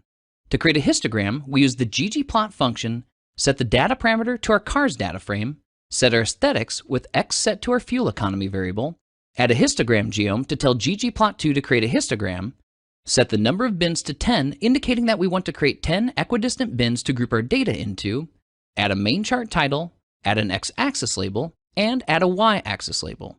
As we can see, this creates a histogram with fuel economy in miles per gallon on the x-axis and the frequency of occurrences contained within each of the 10 bins in the histogram on the y-axis. We could also change the number of bins to create either a more coarse-grained or more fine-grained histogram as well. Let's also create a density plot to help us better visualize the shape of the distribution of fuel economy values. To create a density plot in ggplot2, we use the same function and parameters as our histogram. However, this time, instead of adding a histogram geom, we'll add a density geom instead. As we can see, this creates a density plot for the distribution of our fuel economy variable. On the x-axis, we have fuel economy in miles per gallon, and on the y-axis, we have the probability density, which represents the likelihood of an observation occurring at a specific fuel economy value. Our third question is, how do the number of cylinders and the fuel economy relate to one another? Both cylinders and fuel economy are numeric variables, so we can create a scatter plot to visualize their relationship. To create a scatter plot, we use the ggplot function, set the data parameter to our cars data frame, set the aesthetics with x set to cylinders and y set to fuel economy, add a point geom to tell ggplot2 to create a scatter plot, add a main chart title, add an x-axis label, and add a y-axis label. As we can see, this creates a scatter plot with the number of cylinders on the x-axis and the fuel economy on the y-axis. Each point represents an observation of a car located at the specific xy coordinates based on the number of cylinders and the corresponding fuel economy. In addition, if we were to draw a line of best fit through all of these points, we'd have a line with a downward slope. This tells us that the number of cylinders and the fuel economy are inversely related to one another. That is, as the number of cylinders goes up, the fuel economy goes down. This should match our intuition based on the fact that the correlation coefficient we created in the previous demo was a negative value. We're really just scratching the surface of data visualization with R in this course. There are many more types of data visualizations that can be created in both the 3 plotting systems we discussed and a variety of other more specialized data visualization packages as well. However, we have plenty more topics to cover in this course, so we'll have to wait until the end of the final module to find out where to go to learn more about data visualization with R. A statistical model is a set of one or more mathematical equations used to represent a sample of data.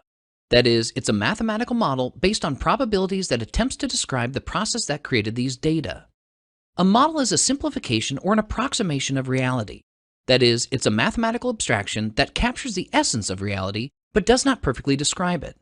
In the most general sense, a model includes any abstract representation of our data.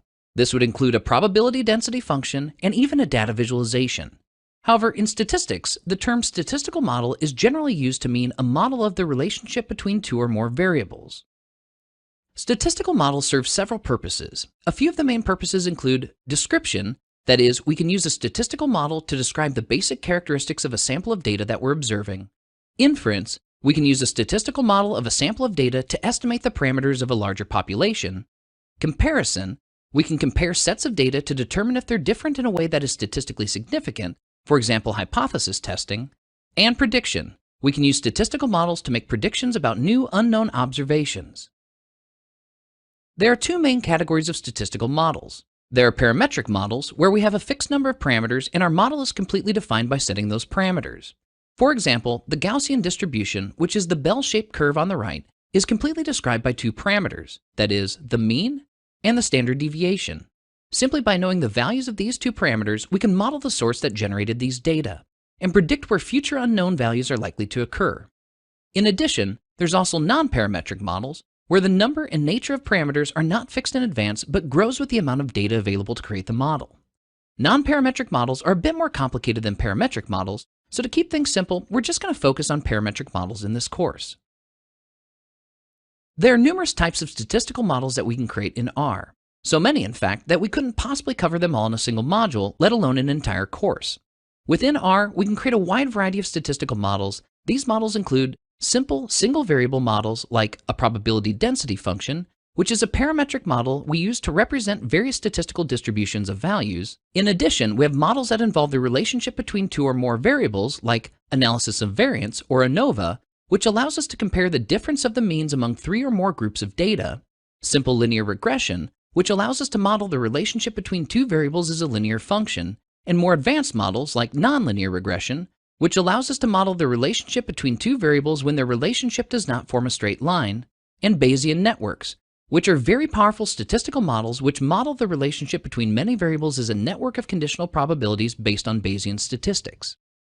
To keep things simple, however, we're going to focus on only one relatively simple yet highly valuable type of statistical model, a simple linear regression model.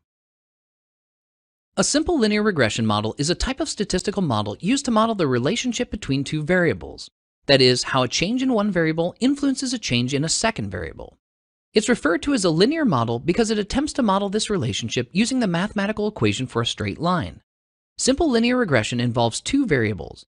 First, we have an explanatory variable, which is also referred to as an independent variable or a predictor variable depending upon the context. We typically plot this variable on the x-axis of a chart. In simple linear regression, this variable is a continuous numeric variable. Second, we have a single scalar outcome variable, which is referred to as a dependent variable or response variable depending upon the context. We typically plot this variable on the y-axis of a chart. In simple linear regression, this variable is also a continuous numeric variable. With simple linear regression, we're using a linear predictor function, which is a fancy way to say that we're using the equation for a straight line. The equation for a straight line, as you may remember from high school math, is y equals m times x plus b. In this equation, y is our outcome variable, and x is our explanatory variable. M is the slope of the line, that is, for each unit increase in x, how much does y increase, and b is the y-intercept, that is, the y value when x is equal to 0. We have two parameters that need to be set in order to create this model, that is, m, the slope, and b, the y-intercept. We use an algorithm known as the method of least squares to provide estimates for these parameters based on the data. That is, we use the data to determine the slope, m, and the y-intercept, b, of a line that best fits all of these data points. The resulting line minimizes the squared vertical distance between each point in the regression line. This means that the resulting line fits the data better than any alternative line we could draw through our set of data points. Linear regression makes a few key assumptions about the data, which include linearity, that is, the source that generated the data follows a straight line, and homoscedasticity, that is, the variability of the data stays roughly the same over the length of the line. If these assumptions are incorrect, simple linear regression is not valid for these data. Just to demonstrate how violating these assumptions can create invalid linear regression models, let's take a look at 4 examples of simple linear regression. In the first plot, we have an example of a good linear regression model. That is, the linear regression line is a good fit for these data. However, in the second plot, we have data that violate the linearity assumption. That is, the data are nonlinear, and thus our linear regression line is not a good fit for these data. In the third plot, we have an outlier throwing off our linear regression line. And in the fourth plot, we have an outlier creating the appearance of a high correlation even though the data are not linearly correlated. This is why it's important that we understand the assumptions a statistical model is operating under and that we take the time to explore our data for problems like these before creating our statistical models. Now, let's learn how to create a simple linear regression model using R. For our next demo, we're going to use a new dataset. This dataset is called the IRIS dataset. It contains 150 observations of 4 measurements of 3 species of iris flower. The 3 species are Iris setosa, Iris versicolor, and Iris virginica.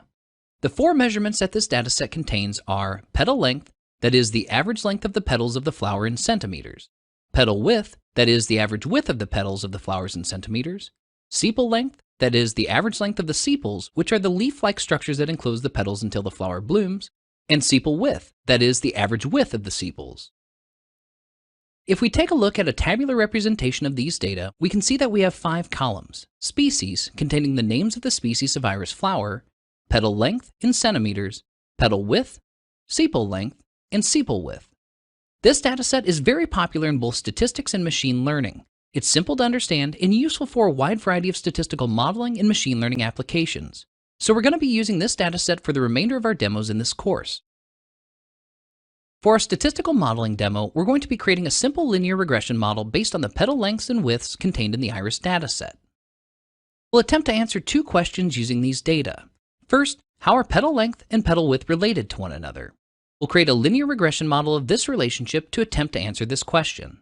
Second, can we use a linear regression model to predict new unknown petal widths given known petal lengths? That is to say, given the IRIS dataset in our simple linear regression model, can we make reliable predictions about the petal width of a flower that we haven't seen yet, given the flower's petal length? We'll begin by loading the IRIS dataset. The IRIS dataset, like the Motor Trends Cars dataset, comes pre-installed with R. We can load any of these sample datasets simply by using the data function and passing in the name of the sample dataset as an argument. When we execute this function, the IRIS dataset will be loaded into memory and assigned to a data frame called IRIS. Let's take a quick peek at the first few rows of data using the head function. As we can see, we have 5 columns: sepal length, sepal width, petal length, petal width, and species. Next, we'll create a scatter plot of our 2 variables of interest, that is, petal length and petal width. We'll do this so that we can provide a visual explanation for our linear regression model as we construct it. We'll create this plot using the base plotting system, which, as you remember, is one of the 3 plotting systems in R. We'll use the plot function, set our x parameter to petal length, set our y parameter to petal width, set a main chart title, set an x-axis label, and set a y-axis label. As we can see, this produces a scatter plot with petal length on the x-axis, petal width on the y-axis, and a plot symbol, which in this case is a circle, for each observation of an iris flower, whose location corresponds to its petal length and petal width. Our goal is to create a simple linear regression model that fits these data points. Visually, that means that we want to draw a line of best fit through the center of this set of points. Next, we'll create our simple linear regression model. We'll do this using the linear model or LM function, set the formula to petal width as a function of petal length. Formulas in R are defined as our outcome variable as a function of our explanatory variable. In other words, y as a function of x. We use the tilde character to represent as a function of in our formula notation.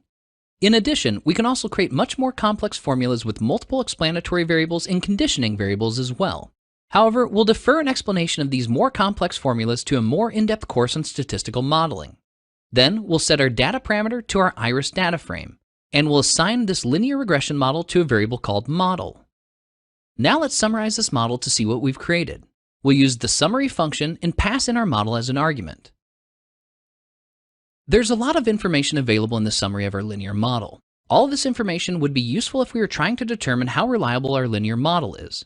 However, to keep things moving along, we're just going to focus on the 2 most important pieces of information in this summary, that is, the y-intercept and the slope of our linear function. In the coefficient section of our summary, we have 2 parameters. First, we have the estimate of the y-intercept of this linear function. It's estimated at negative 0.36, which means that our regression line will pass through the y-axis origin, where x is equal to 0, at negative 0.36 on the y-axis line. Second, we have the slope for this linear function, which is labeled as petal length. It's estimated at 0.41, which means that for every 1 centimeter increase in petal length, we should expect to see a 0.41 centimeter increase in petal width. These 2 parameters alone describe our linear function, that is, the equation for a line that best fits these data points. To understand our linear regression model better, let's visualize this linear regression line by drawing it on the surface of our scatter plot. We'll do this using the lines function, set our x parameter to petal length, set our y parameter to the fitted value of our linear regression model, that is, the predicted petal width given each petal length, set the line color to red, and increase the width of the line to 3 pixels to make it easier to see. As we can see, this draws our linear regression line on top of our scatter plot. In addition, this linear regression line appears to fit these data very well. Before we attempt to predict new values with our linear regression model, let's take a look at the correlation coefficient of these two variables. We'll do this using the correlation function, set x to our petal length variable, and set y to our petal width variable. As we can see, the correlation coefficient is 0.96. This means that there's a relatively high correlation between petal length and petal width. This high correlation, combined with the goodness of fit of our linear regression model, tells us that petal length will likely be a good predictor variable for petal width. So now let's try to use this linear regression model to predict some new unknown values. To predict new values with our linear regression model, we use the predict function, set our prediction object to our linear regression model, then set the new data parameter to a data frame containing 3 new petal lengths that we haven't seen before. Our goal is to try to attempt to predict what the corresponding petal width will be for each new petal length. We'll arbitrarily choose 2 centimeters, 5 centimeters, and 7 centimeters for our new petal lengths. As we can see, the predict function returns a vector of 3 results, that is, 1 value for each prediction. For a petal length of 2 centimeters, our linear model predicted a petal width of 0.46 centimeters. For a petal length of 5 centimeters, it predicted a petal width of 1.71 centimeters. And for a petal length of 7 centimeters, it predicted a petal width of 2.54 centimeters. As we can see, our simple linear regression model does reasonably well at predicting unknown petal widths given new petal lengths. There's quite a bit more to learn about simple linear regression, like analyzing the goodness of fit of our regression model and plotting its residuals. In addition, there are significantly more powerful statistical models that we can create using R. However, we want to keep things moving along with our topics so that we can cover several of the most important features of using R for data science. If you're interested in learning more about statistical modeling using R, though, I'll point you in the right direction at the end of the last module of this course. First, we need to define what the term big data means. Big data are data sets that are of a volume, velocity, or variety that is beyond the limitations of conventional data processing tools. By volume, we mean that the size of the dataset being analyzed is so big that it can't fit into memory for analysis, or the entire dataset is so large that it can't fit on a conventional hard drive. By velocity, we mean that the data cannot be processed in a reasonable amount of time, or needs to be processed in near real time rather than as traditional daily batch operations. By variety, we mean that the data are no longer just structured as tabular data. We also have unstructured data, for example text, images, and audio, and semi-structured data, for example XML and JSON. To work with these data for analysis and prediction, we need to extract relevant features from these unstructured and semi-structured data types. While all 3 aspects of big data are important, we're going to be focusing mostly on the volume and velocity aspects of big data, as these are the situations you'll most likely encounter while working with your data using R. Big data, however, is a moving target. Since desktop computers and servers are getting faster, more memory, and larger disks, what classifies as conventional computing is always changing. So what is big data today will not be big data in the future. So it's important to recognize whether our data are growing slower than the hardware is improving, which is a temporary big data problem, or if our data are growing faster than technology is improving, which is a permanent big data problem. We need to keep this in mind when deciding how to handle big data scenarios in R. Sometimes we can just purchase or temporarily provision more powerful hardware to solve a temporary big data problem. Other times, we have a permanent big data problem and need to invest in a much more complex and costly distributed computing architecture, like Hadoop. So how do we know if we have a big data problem or not? I'm going to oversimplify this quite a bit, but essentially you need to ask yourself a few simple questions. First, can all of the data you need to analyze at once fit into the memory of a single modern desktop computer? This includes both fitting the data into memory and having sufficient working space for memory for operations being performed. Second, can the entire dataset fit on a single modern hard drive? Are you able to store the whole dataset on a single hard drive, or would it span multiple conventional hard drives? Third, can you process all of your data in a few hours, or would it take multiple days to complete? Extremely large datasets can sometimes take days to months to completely process on a single modern desktop computer. Finally, does all the data fit into tables, or does it involve unstructured data like images, photos, and audio that must be analyzed as well? If you answer yes to all of these questions, then you most likely don't have a big data problem. However, if the answer to any or all of these questions is no, then you may have a big data problem. To attempt to put things into more concrete terms, let's take a look at this big data decision table. Since big data is a moving target, and because technology is changing on a regular basis, this table is just a rough approximation. I've tried to make it as future-proof as possible, however, it will inevitably become out of date after a few years. When deciding if we have a big data problem and how to handle it, we have three classes of data: small, medium, and big. Small data typically consists of less than a few gigabytes of data. This typically equates to less than a few million rows or so of data. However, the size of a row of data changes from one data set to the next, so this is just a very rough approximation. This would include employee data, sales transactions, support tickets, and other small tabular data sets. Most desktop computers in 2016, that is the year this course was created, contain a few gigabytes of working memory.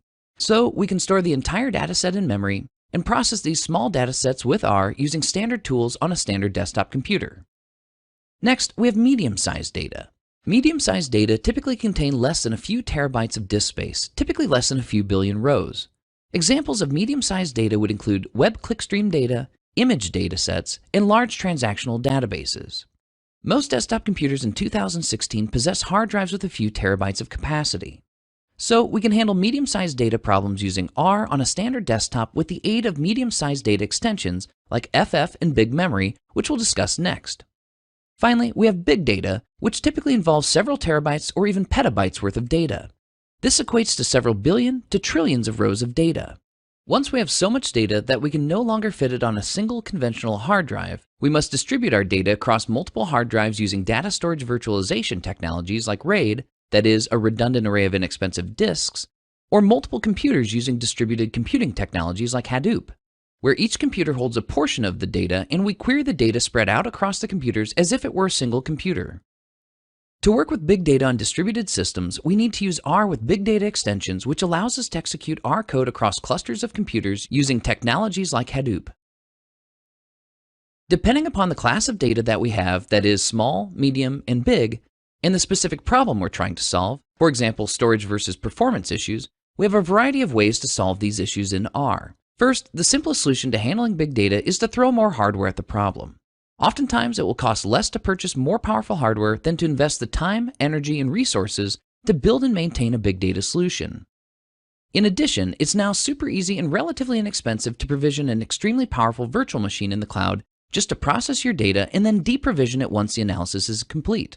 In fact, I use this technique on a semi-regular basis to handle processing big data jobs in the cloud that are beyond the capabilities of my desktop computer. Second, if more powerful hardware isn't an option, we can also work with just a subset of the data. If we're connecting to a database with R, we can use a SQL query that will select just the columns and rows that we need for our analysis. Then we only load the necessary columns and rows into memory on our desktop machine. Oftentimes, this will reduce our big data problem down to a more manageable size. If subsetting our data isn't sufficient to make it manageable, we may need to sample the data instead. Sampling is a technique where we randomly choose a smaller subset of rows from our larger dataset. When we sample our big data, though, we're kind of defeating the purpose of collecting and maintaining such a large set of data.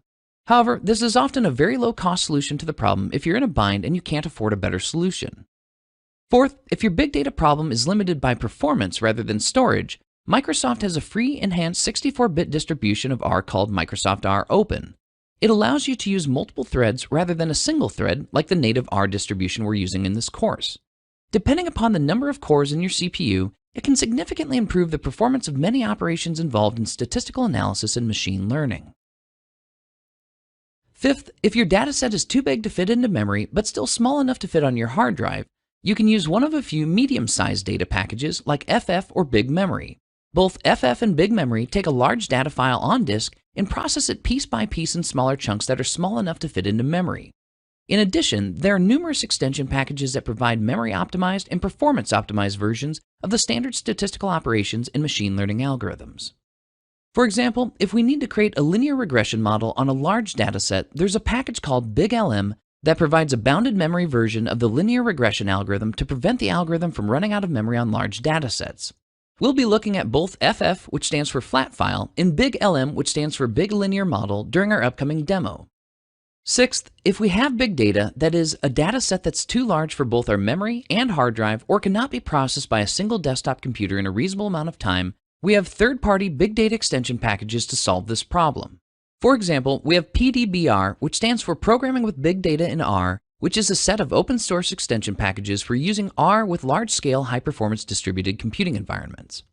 It allows us to split up our big data set across several computers, which each store a small piece of the data set, and then work together to perform R operations on their respective pieces of the data set as if they are one single unified data set. In addition, there are other open source R extension packages for working with other open source distributed computing technologies like Hadoop, HDFS, HBase, MapReduce, Hive, and Avro. Finally, we have Microsoft R Server, formerly known as Revolution R Enterprise. Microsoft R Server overcomes the processing, memory, disk, and network constraints of handling big data with R using multi-threading, distributed computing, and data source connectors. It currently supports Linux, Teradata, Hadoop, and soon HD Insight. In addition, there's a version of Microsoft R Server built inside of SQL Server 2016 as well. However, these are proprietary technologies and are not free open source software. Now let's see a demo where we'll learn how to use FF and Big LM to handle a big data scenario in R. For a big data demo, we're going to use the Iris dataset again. While it would be nice to set up a Hadoop cluster and process a few terabytes of data for our demo, unfortunately, the amount of time to set up and walk through a demo of this complexity would be too much for a beginner course. In addition, most viewers of this course will probably not be connecting R to a distributed computing environment. However, they will likely run into datasets that are larger than the memory of their desktop computers. So instead, we'll keep things simple, yet interesting, and still widely applicable for this demo. We'll do this by demonstrating how to use the big data tools FF and Big LM using a smaller and much easier to download dataset like the Iris dataset. This means that we'll have to imagine that we're working with a much larger dataset than the actual dataset that we'll be using in the demo. However, the results will essentially be the same as if we were actually using a very large dataset. In this demo, we'll attempt to answer the same questions we answered during our previous demo. That is, how are petal length and petal width related, and can we predict a new unknown petal width given a known petal length?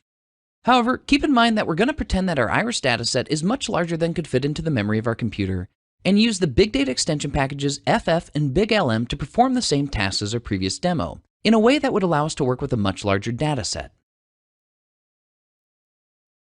First, let's set the working directory to a folder containing our Iris dataset. Next, we'll download, install, and load the FF package. Then we'll create an FF data frame that we'll call IrisFF using the read.table.ffdf function. Note that the df in ffdf stands for data frame. We'll set our file to a file called iris.csv that I created from exporting the Iris dataset to a CSV file. And we'll set our read function parameter to read.csv since we'll be reading from a CSV file. With FF, our data must be stored on disk in a flat file format, for example, a CSV file format. FF can then read data from this flat file into memory piece by piece rather than having to load it all into memory at once. Please note that the read.table.ff function is not reading the data from the iris.csv file into memory. Rather, we're creating a pointer to the data in the file so that we can access it piece by piece as if it were a data frame stored in memory. To verify this, let's use the class function on the IrisFF variable we created. As we can see, it returns an object of type ffdf rather than a data frame like we've seen in the past.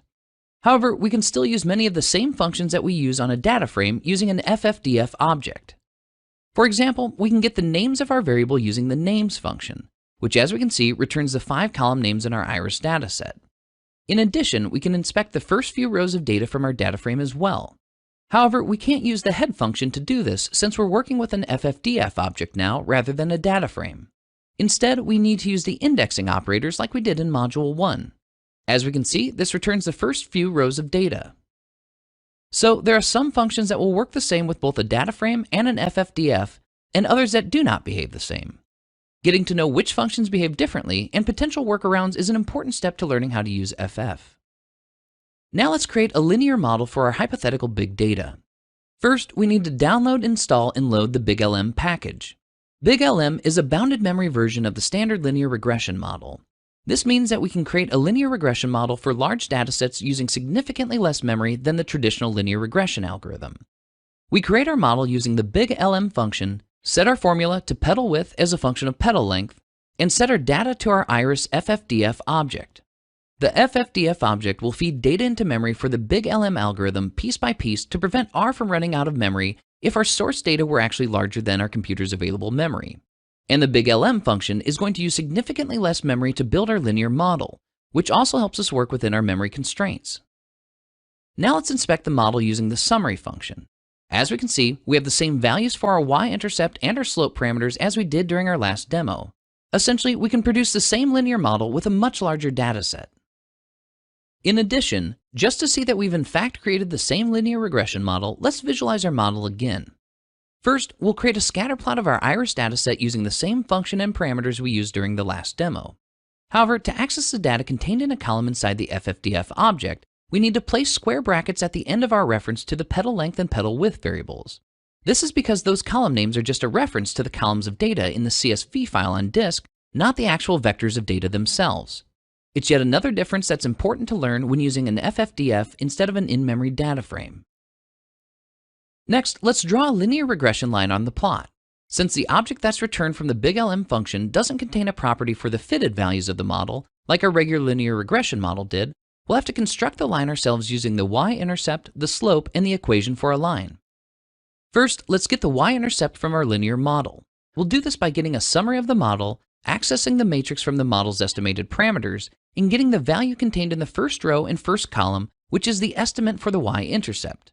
We'll assign this value to a variable called b, which is standard notation for the y-intercept in the equation for a line. Next, we'll get the slope from the second row and first column of the matrix and assign it to a variable called m, which is standard notation for the slope in an equation for a line. Now, we'll draw our linear regression line on the scatter plot using the lines function, set our x parameter to petal length values, and our y parameter to the equation for our linear regression model, that is, y equals m times x plus b, or in simpler terms, the petal width is equal to the estimated slope multiplied by the petal length plus the estimated y offset. Set our line color to red, and set our line width to 3. As we can see, we've drawn our linear regression line on the scatter plot of the iris dataset. Finally, let's predict a few unknown petal widths given known petal lengths. We'll do this using the same function and parameters as we did in our previous demo. However, we need to make one slight modification. We need to add a petal width column to the data frame we assigned to our new data parameter, and set the value to 0 for each row in the data frame. This is because Big LM requires a column for our outcome variable in order to make its predictions. It's unfortunate that this discrepancy exists between the two linear model prediction methods, however, it's a simple enough fix. As we can see, we predicted the same petal width values given 2 cm, 5 cm, and 7 cm petal lengths. There are many more tools and extension packages available for handling all sorts of big data scenarios in R. Covering them all in a single module would not be possible. However, I'll point you in the direction of resources to learn more about handling big data in R at the end of the last module of this course. First, what is machine learning? Machine learning is a subfield of artificial intelligence. The goal of artificial intelligence is to create machines that act rationally in response to input in their environment and make decisions to achieve a goal of some kind. Machine learning is artificial intelligence where the machine learns to complete tasks without explicitly being programmed step by step to complete those tasks. Instead, we use data to train the machine learning model how to complete the task instead of having a human write code to complete the task instead. These tasks can include detecting a person's face in a photograph, predicting tomorrow's temperature, driving a car, along with many other tasks. Essentially, with machine learning, we're trying to use existing data to learn a function that maps new data to a prediction. For example, imagine that we want to create a function to determine whether a photo contains an image of a cat or not. First, we would need to create a dataset that contains images with cats and images without cats. We would have a human being label each photo indicating whether it contained a cat or not. Next, we would apply a machine learning algorithm to the dataset of images with and without cats to have it learn a function that predicts whether an image contains a cat or not. Finally, if we've done everything correctly, we should be able to provide the function with a new image, and it will tell us whether it contains a cat or not. While this is a vastly oversimplified explanation of machine learning, it essentially captures the essence of what we're attempting to accomplish. Machine learning algorithms prefer a very large amount of data in order to train their models to make accurate predictions. So we typically need lots of high-quality data to build accurate machine learning models. All modern machine learning is based on statistics, so we make heavy use of statistical methods and theory. In many ways, statistical modeling and machine learning are very similar to one another. In addition, machine learning is also very similar to data mining as well. In fact, depending upon who you ask, some people will say that machine learning, statistical modeling, and data mining are essentially the same thing. However, others will point out differences in terminology, the amount of data involved, the abstractions involved, the complexity of the models, or differences in the primary goal or outcome of each of these three similar fields. Because machine learning is built on statistics, we use statistical models in most of our machine learning algorithms. Like statistical modeling, with machine learning, our models are typically composed of a set of parameters. In machine learning, we use a training algorithm to estimate, that is, to set these parameters. This is a process referred to as training the model. The algorithm uses existing data called training data to set the parameters for the machine learning model. Then, we use the model to make predictions given entirely new data that the model has never seen before, based on the probabilities contained in the machine learning model. So what can machine learning actually do? There are essentially four main types of predictions that machine learning algorithms can attempt to make. First, we have classification, where we attempt to predict categorical values, that is, qualitative values. For example, trying to predict whether a photo contains an image of a cat or not, or trying to predict the species of flower based on its size, shape, and color. Next, we have regression, where we predict numeric values, that is, quantitative values. We performed a very basic type of regression, that is, simple linear regression, in the demos in the last two modules of this course. Other examples of regression include predicting what the average temperature will be tomorrow, predicting the average fuel economy of a new car, or predicting the price that a house will sell for. Then we have clustering, where we find groups of similar observations in our data. Examples include trying to group flowers by similar sizes, shapes, and colors, recommending which movies we might like based on others who have viewed similar movies to us, and segmenting our customers into various groups based on demographics. Finally, we have anomaly detection, where we find data that are abnormal, called outliers, in our dataset. Examples include detecting credit card fraud, intrusion detection in computer networks, and predicting possible equipment failure. Most of the complex and interesting things that machine learning algorithms can do are essentially built on these four types of predictions. There are essentially three main types of machine learning. First, we have supervised learning, where humans provide output labels, that is, the correct answer, for each row of data in our training dataset. Then, the machine uses these labeled data to learn how to make predictions given new data without the labels, for example, classification and regression. Next, we have unsupervised learning, where humans do not provide any labels, and the machine learns the structure of the data or finds patterns in the data, for example, clustering. Finally, we have reinforcement learning, where the machine attempts to achieve a goal in a dynamic environment and receives reinforcement depending upon whether it's getting closer to achieving its goal or not. We already saw supervised learning, that is, predicting a numeric value, when we built our linear regression model in our last two demos. We provided the linear regression algorithm a correct answer, that is, the petal width, for each row of input, that is, the petal length. Then we used our trained linear regression model to predict unknown petal widths given new petal lengths. During our machine learning demo in this module, we'll perform supervised learning again. However, this time we'll perform classification, that is, predicting a categorical value using a decision tree classifier. Due to limited time, however, we will not cover unsupervised learning or reinforcement learning in this course. There are so many types of machine learning algorithms in existence that we couldn't possibly cover them all in a single course. In addition, there are new algorithms being developed every day. However, just to give you a bit of exposure so that you might recognize the names of some of these machine learning algorithms if you hear them mentioned, we'll run through just a few of the most popular types of machine learning algorithms in use today. Please keep in mind that for each of these general algorithm types, there might be dozens of different specific implementations. In addition, all of these types of algorithms are available in one form or another in R. We have decision tree classifiers, naive Bayes classifiers, linear regression, support vector machines, neural networks, k-means clustering, and ensemble learning, where we use a collection of simple machine learning algorithms together. We can mentally organize all of these algorithms into either supervised or unsupervised learning and by which of the four types of predictions they are making, that is, classification, regression, clustering, or anomaly detection. The machine learning process is a bit complex, but we're going to simplify it and walk through the process step by step. First, we start with a set of data that we're going to use to create our machine learning model. We'll assume that these data have already been cleaned and transformed into a format necessary for machine learning. If this is supervised machine learning, which is the type of machine learning we're interested in for our demo, our dataset will have all of the explanatory variables and the outcome variable we are trying to predict pre-populated. Next, we split our data into two sets, that is, a training set and a test set. We'll use the training set to train our machine learning model, and we'll use the test set to verify how accurate the predictions of our model are. There are numerous methods we can use to split our training and test data, including methods like cross-validation. In addition, it's often advisable to split our original dataset into 3 datasets, that is, a training set, a validation set, and a final test dataset. However, we'll just keep things simple during our upcoming demo, and we'll use a random sample to split our original dataset into a training dataset and a test dataset. Next, we feed our training dataset into our machine learning algorithm. The algorithm will use these data to create a machine learning model. Once we have a model with our parameters set, we feed the test data into the machine learning model to see if its predictions match the answers in the test dataset. We refer to this part of the process as validation. This allows us to verify the model's prediction accuracy and several other measures of the model's predictive capabilities. In the real world, we often go through numerous iterations of training and testing various machine learning models and fine-tune the model to produce a more accurate and robust model. Once we have a machine learning model with a predictive power suitable for our needs, we deploy it to production and begin feeding it production data. These data will contain all of the explanatory variables but will not contain the outcome variable, that is, the variable we're attempting to predict. The machine learning model then uses the explanatory values contained in the production data and makes a prediction and returns the results of this prediction.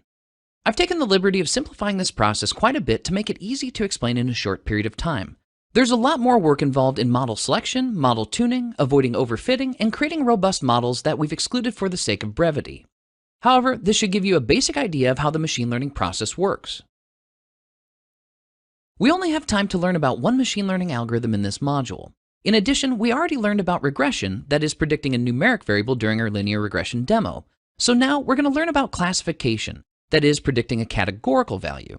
To keep things simple yet interesting, we'll learn about a type of classifier called a decision tree classifier.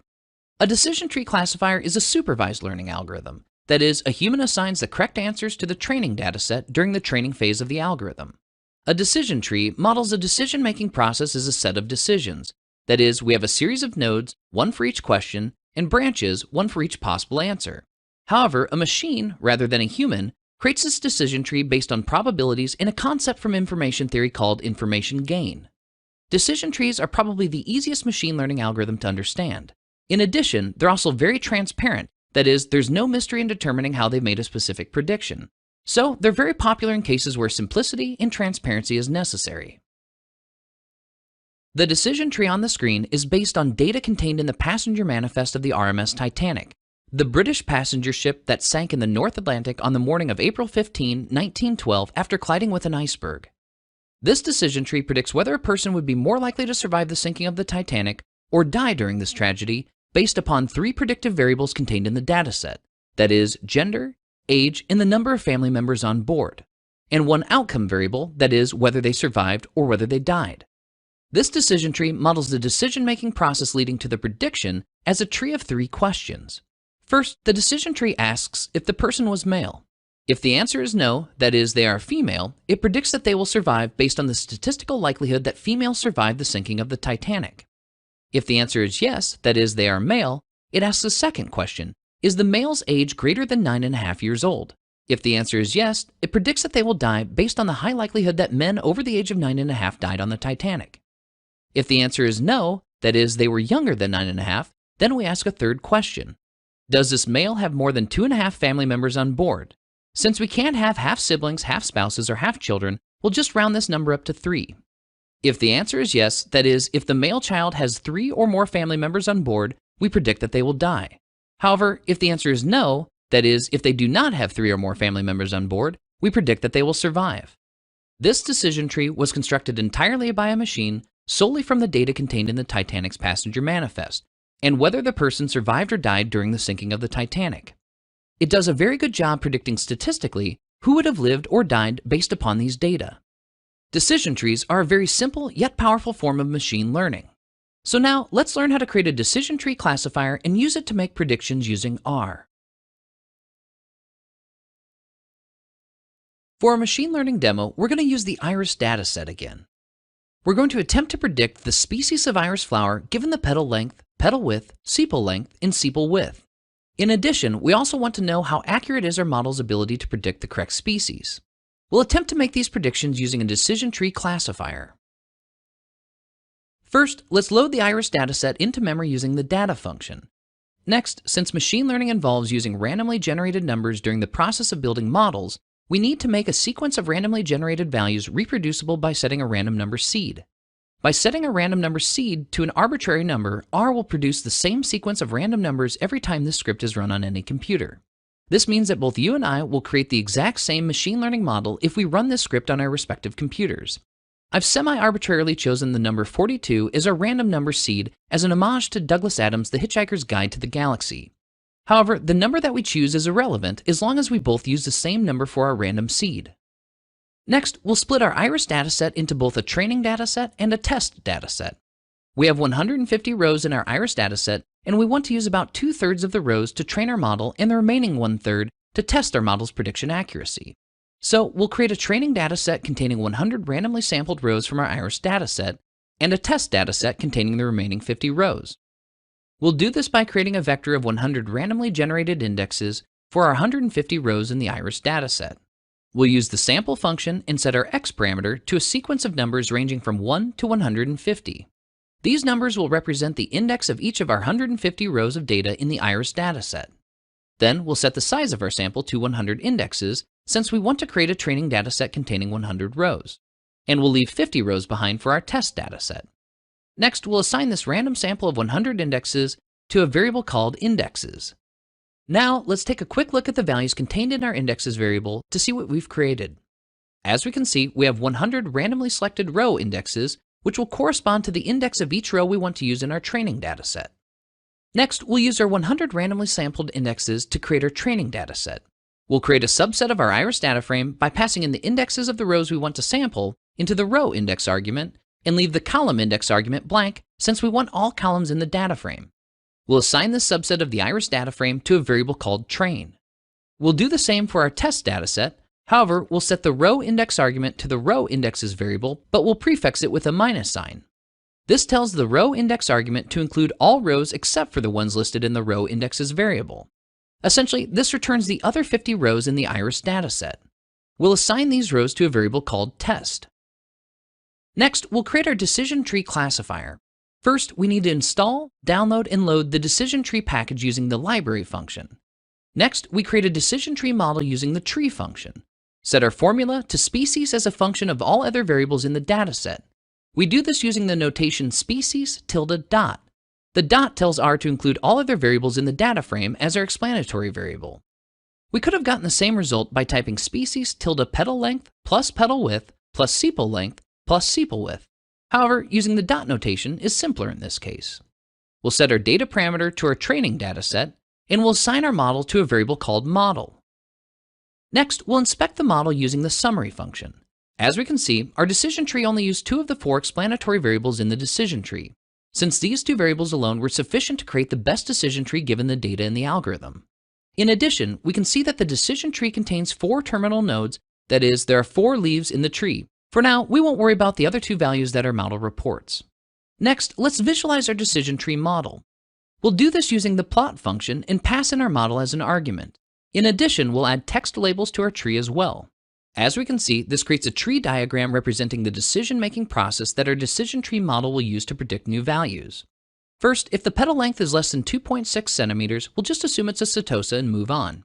However, if the petal length is greater than or equal to 2.6 centimeters, then we'll move on to the next branch in our decision tree. Next, if the petal length is greater than or equal to 4.95 centimeters, we'll predict that it's a virginica. Otherwise, we'll go to the next branch in our decision tree. Finally, if the petal length is less than 1.65, we'll predict that it's a versicolor. Otherwise, we'll predict that it's a virginica.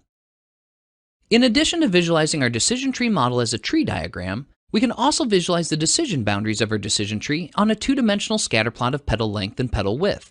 To do so, we're going to first load Color Brewer to create a color palette that's accessible to individuals with certain types of color blindness. Next, we'll use Color Brewer to create a palette of 3 colors from the Set2 color palette. Now we'll create a scatterplot of petal length on the x-axis, petal width on the y-axis, and we'll color each plot symbol by species. Finally, we'll plot the decision tree boundaries on top of the scatterplot using the partition tree function. Set the tree parameter to our decision tree model, set the label parameter to our species variable, and set the add property to true, indicating that we want to add these decision boundaries to our previous scatterplot. As we can see, this allows us to visualize our decision tree by showing us the boundaries of each decision. This provides the same information as our decision tree diagram, but in a way that might be easier for some people to comprehend. Next, let's verify the prediction accuracy of our machine learning model by comparing its predictions to the correct answers in our test dataset. We'll do this by using the predict function, set the prediction object to our tree model, set the new data parameter to our test dataset, and set the prediction type to class for classification. Then we'll assign these predictions to a variable called predictions. Next, we'll use our predictions and the known correct answers contained in our test dataset to create what's referred to as a confusion matrix. We'll create it using the table function, set x to our predicted values, and set y to our correct answers contained in our test dataset. This creates a two-dimensional matrix showing us how many predictions were correctly classified versus how many were incorrectly classified. On the rows, we have our predicted species. On the columns, we have our correct species. As we can see, we correctly classified all 17 Setosa flowers in our test dataset. In addition, we correctly classified all 15 Virginica flowers in our test dataset. We correctly classified 16 out of the 18 versicolor flowers. However, we misclassified 2 versicolor flowers as Virginica flowers. All in all, this decision tree classifier appears to be pretty accurate given these results. While a confusion matrix is useful to see how the machine learning model either correctly or incorrectly classifies our data, we typically need much more information to determine how accurate or reliable our machine learning model is. To get this information, we'll download, install, and load the CARROT package, which stands for Classification and Regression Training. Then we'll use the confusion matrix function in the CARROT package, set the data parameter to our predictions, and set the reference parameter to the correct answers in our test dataset. As we can see, this creates the confusion matrix we just saw in addition to a significant amount of information about our machine learning model's predictive capabilities. When creating machine learning algorithms in the real world, all this information is useful for evaluating your model's predictive capabilities in various ways to optimize it for various objectives. However, to keep things simple for this course, we're just going to look at the prediction accuracy of our decision tree model. As we can see, our decision tree predicted the correct species of flower for 96% of the flowers in our test dataset. This is a relatively high prediction accuracy with such a simple machine learning algorithm. Given more training data, more powerful machine learning algorithms, and better techniques for fine-tuning our machine learning model, we could get this prediction accuracy even higher. However, we'll have to defer this to a more in-depth course on machine learning. At the end of the last module of this course, I'll point you in the direction of additional sources of information to learn more. Finally, we're going to save this decision tree classifier model so that we can use it to make predictions with new data in our final demo in the next and final module. First, let's reset the working directory just in case it hasn't been set yet. To save an R object to the file system so that we can use it later, we use the save function and pass in the object we want saved as an argument. The R object will be saved as a file to the working directory we specified using the setwd function. Machine learning is a very powerful aspect of data science. In fact, it's probably the #1 reason why data science has become so popular in recent years. There's so much more that I'd like to teach you about machine learning, including how to select appropriate algorithms, how to fine-tune our models, how to validate the accuracy and reliability of our models, and the latest breakthroughs in machine learning like deep neural networks. However, we'll have to defer all of this information to more in-depth courses on machine learning with R. I'll point you in the direction of these more advanced courses at the end of the last module of this course. So far, we've learned how to do some pretty impressive things with R. We've created scripts to transform and clean data. We've analyzed data using descriptive statistics, data visualizations, and statistical models. And we've made predictions with data using big data and machine learning. However, oftentimes we need to share our work with others. In general, we want to put our R code into production. There are several ways we can do this in R. First, we can create documents using R Markdown with tools like Sweave and Knitr. R Markdown is a mini language like HTML but much simpler that we can use to create documents, for example, web pages, Microsoft Word documents, and PDFs that contain both our R code and the results of our analysis. It seamlessly blends our code, text output, data visualizations, and documentation into a single document. Second, we can create interactive data applications using frameworks like Shiny. Frameworks like Shiny allow us to put our R code on the web so that users can interact with the data and see the results. We'll be learning more about Shiny next and using it during our upcoming demo. Third, we can deploy our R code to on-premise servers using technologies like Microsoft R Server and Deployer. This allows us to run R scripts to process data and to produce output like data visualizations that can be embedded into online documents, reports, and applications. Finally, we can deploy R code to the cloud using tools like Microsoft Azure Machine Learning. Despite the fact that Azure Machine Learning is primarily designed for creating machine learning applications, it's currently one of the easiest ways I'm aware of to take an R script and deploy it to the cloud. It automatically creates a web service for your R script given the expected inputs and outputs, so that any developer can run your R script simply by coding to the web service's RESTful API. Expect to see many more ways to deploy R into production in the upcoming years. This is a really active space with a lot of initiatives moving things forward. However, since we don't have time to learn about all these technologies, we're just going to focus specifically on deploying R into production using Shiny. Shiny is an interactive data visualization framework made by the creators of RStudio, that is, the IDE that we've been using throughout this course. Shiny applications are composed of two main components, that is, a user interface and a web server.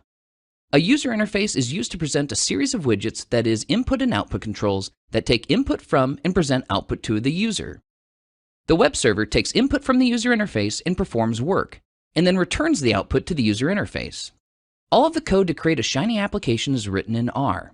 In addition, the Shiny team has made it very easy to create web-based interactive data applications using Shiny. For these reasons and more, Shiny has become very popular within the R community in the past few years. We begin creating Shiny applications by creating a layout for the user interface. All layout elements are created using layout functions. There are numerous layout functions to create the various layout elements. However, for our demos in this course, we're just going to focus on the 5 most important layout elements. For example, the code on the left would produce a layout that looks like this. Starting from the top of the code, we have a fluid page, which creates a page with a fluid layout rather than a fixed layout. Next, we add a title panel, which renders the title at the top of our page. Then we add a sidebar layout, which creates a layout for both a sidebar and a main area. Next, we add a sidebar panel, which creates a container for our sidebar content. Finally, we add a main panel, which creates a container for our main content. After we've created a layout, we can add a variety of widgets, that is, input and output controls, to our user interface. Shiny widgets include buttons, checkboxes, sliders, and input boxes for dates, numbers, and text. These are just a few of the widgets that we have available in Shiny. To add widgets to our Shiny layout, we add each widget using a function in R. For example, the code on the left creates the following user interface.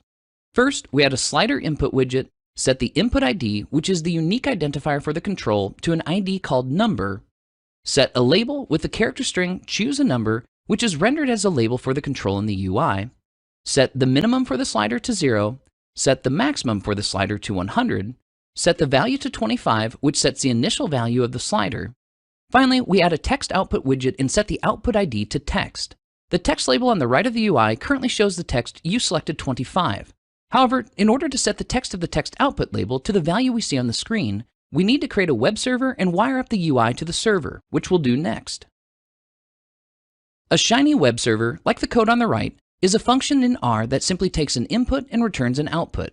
The input comes from the widgets in the UI that we previously created. The output is returned to the widgets in the UI. For example, this server simply takes the value from our input slider, which we gave an ID of number, and concatenates the text you selected with this value using the paste function. Then it uses the rendered text function to render this text and assigns the rendered text to the text output widget we gave an ID of text.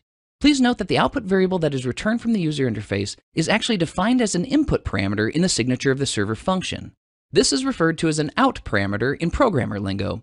This is different from most usual functions that return the output of the function as a normal return value. Finally, to run a Shiny application locally on our machine, we need to create a Shiny app. We do this by wiring up the user interface and the web server into a single application using the Shiny app function. The Shiny app function takes as its arguments a Shiny user interface and a Shiny server. This will launch a new Shiny application in our web browser on our local machine. However, we can easily deploy our Shiny app to our own on-premise web server or to the cloud as well. Now, let's see how to create a Shiny application using R and RStudio. For our final demo, we're going to take the machine learning model that we created in our previous demo and deploy it to production. In addition, we're going to tie together several of the concepts we've learned about throughout this course to build this application. Once again, the application will answer the following questions for our end users. What is the species of iris flower based on both the petal length and petal width of a new flower? The user of our application will supply these values through our user interface. In addition, we'll attempt to convey to the user how this prediction was made by creating a data visualization. We'll visualize the user's input relative to the decision boundaries of our decision tree classifier used to make the prediction. But first, before we begin creating this application, we need to walk through two simple demo applications using Shiny. We'll create a Hello World app and a basic input-output application so that we can learn the fundamentals of Shiny. To get started learning how to create interactive data applications using Shiny, first we're going to build a simple Hello World application with Shiny. We'll start by loading the Shiny package into memory. Next, we'll create a very simple UI composed of a fluid page and the text Hello World. Then we'll create the simplest server possible, that is a server that takes input and returns output, but performs no work in the body of the server function. Finally, we'll wire up the UI and the server as a Shiny application on our local machine. As we can see, this produces a Shiny application that displays the words Hello World in our browser. Next, let's create a simple Shiny application that takes a single input and produces a single output.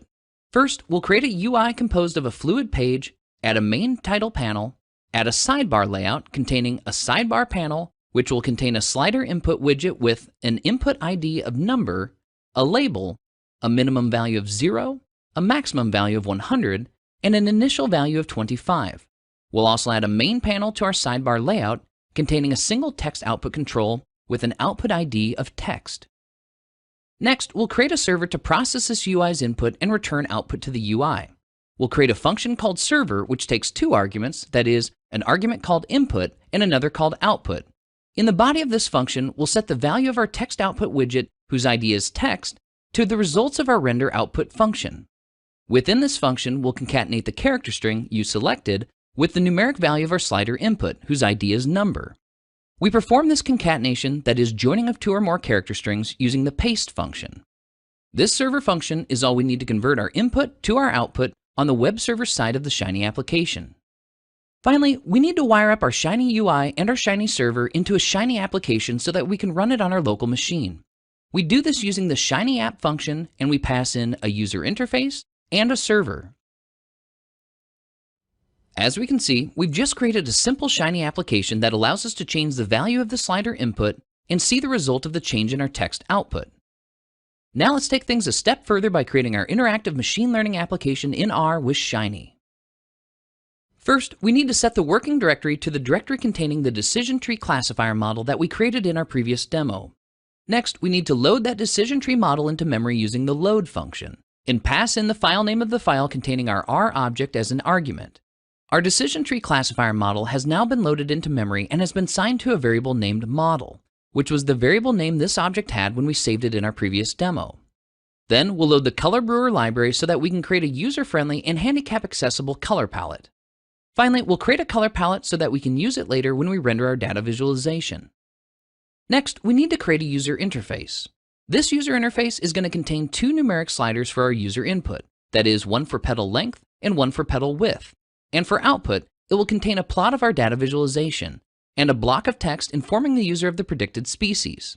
We'll create a fluid page layout with a main title, a sidebar layout with a sidebar panel containing a slider input for petal length with an ID of petal length, a label for the slider, a minimum value of 1 centimeter, a maximum value of 7 centimeters, and a default value of 4.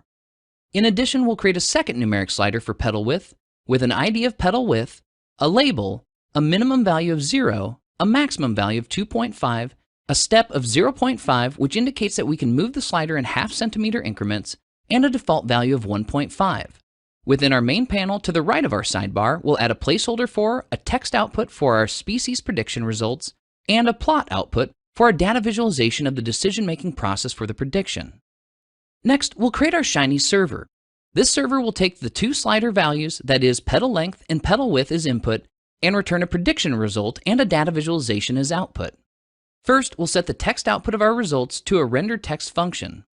In the body of this function, we'll create a data frame with 4 columns and 1 row. Then, we'll assign the petal length input that the user provided via the first slider to the petal length value. We'll assign the petal width input provided by the user via the second slider to the petal width value. Then, we'll set both the sepal length and sepal width to 0 since the decision tree doesn't need to use them in the actual prediction process. We still have to provide these columns though, since the model expects them as input. However, they'll have no effect on the prediction. Next, we'll make our prediction just like we did in our previous demo using the predict function, setting the prediction object to our decision tree, setting the new data parameter to the single row data frame we created from the user's input, and setting the type to class since we'll be performing classification. Finally, we'll create a text string that says the predicted species is concatenated with the predicted species name. For the data visualization portion of this application, we'll start by setting the output plot equal to the result of the render plot function. In the body of this function, we'll create a scatter plot colored by species, just like we did in our previous demo. Then, we'll plot the decision tree boundary once again like we did in our previous demo. However, this time we'll place a red X on the plot indicating the petal length and width that the user selected to show them where their input lies relative to the decision boundaries. We'll do this using the points function, set the X parameter to the petal length that the user selected, set the Y parameter to the petal width that the user selected, set the color to red, set the plot character to 4, which represents a plot symbol shaped like an X, set the plot symbol size to 2 to make it twice as big as the normal plot symbols, and set the line width to 2 to make the line twice as thick. Now, we just need to wire up the user interface and the server into a new Shiny application. As we can see, this creates a web-based interactive application with 2 sliders, that is, one for petal length and one for petal width. In addition, we have a text field for the prediction result, and a data visualization showing the user how the prediction was made with a red X at the location corresponding to the user's input. We can drag the first slider to increase petal length, which changes our prediction result, and the output of our red X indicating the user's input relative to the prediction boundaries. And we can drag the second slider to increase petal width, which changes both our prediction result and the data visualization as well. And there we have it. We've successfully created an interactive machine learning application using R and Shiny. While this was a relatively simple application, you can imagine how we could extend what we've already learned to create more complex, interactive, data-driven applications in R. Build skills with experts anytime, anywhere. Get certified, get ahead. The world's largest selection of courses, affordable online courses and learning opportunities, top categories.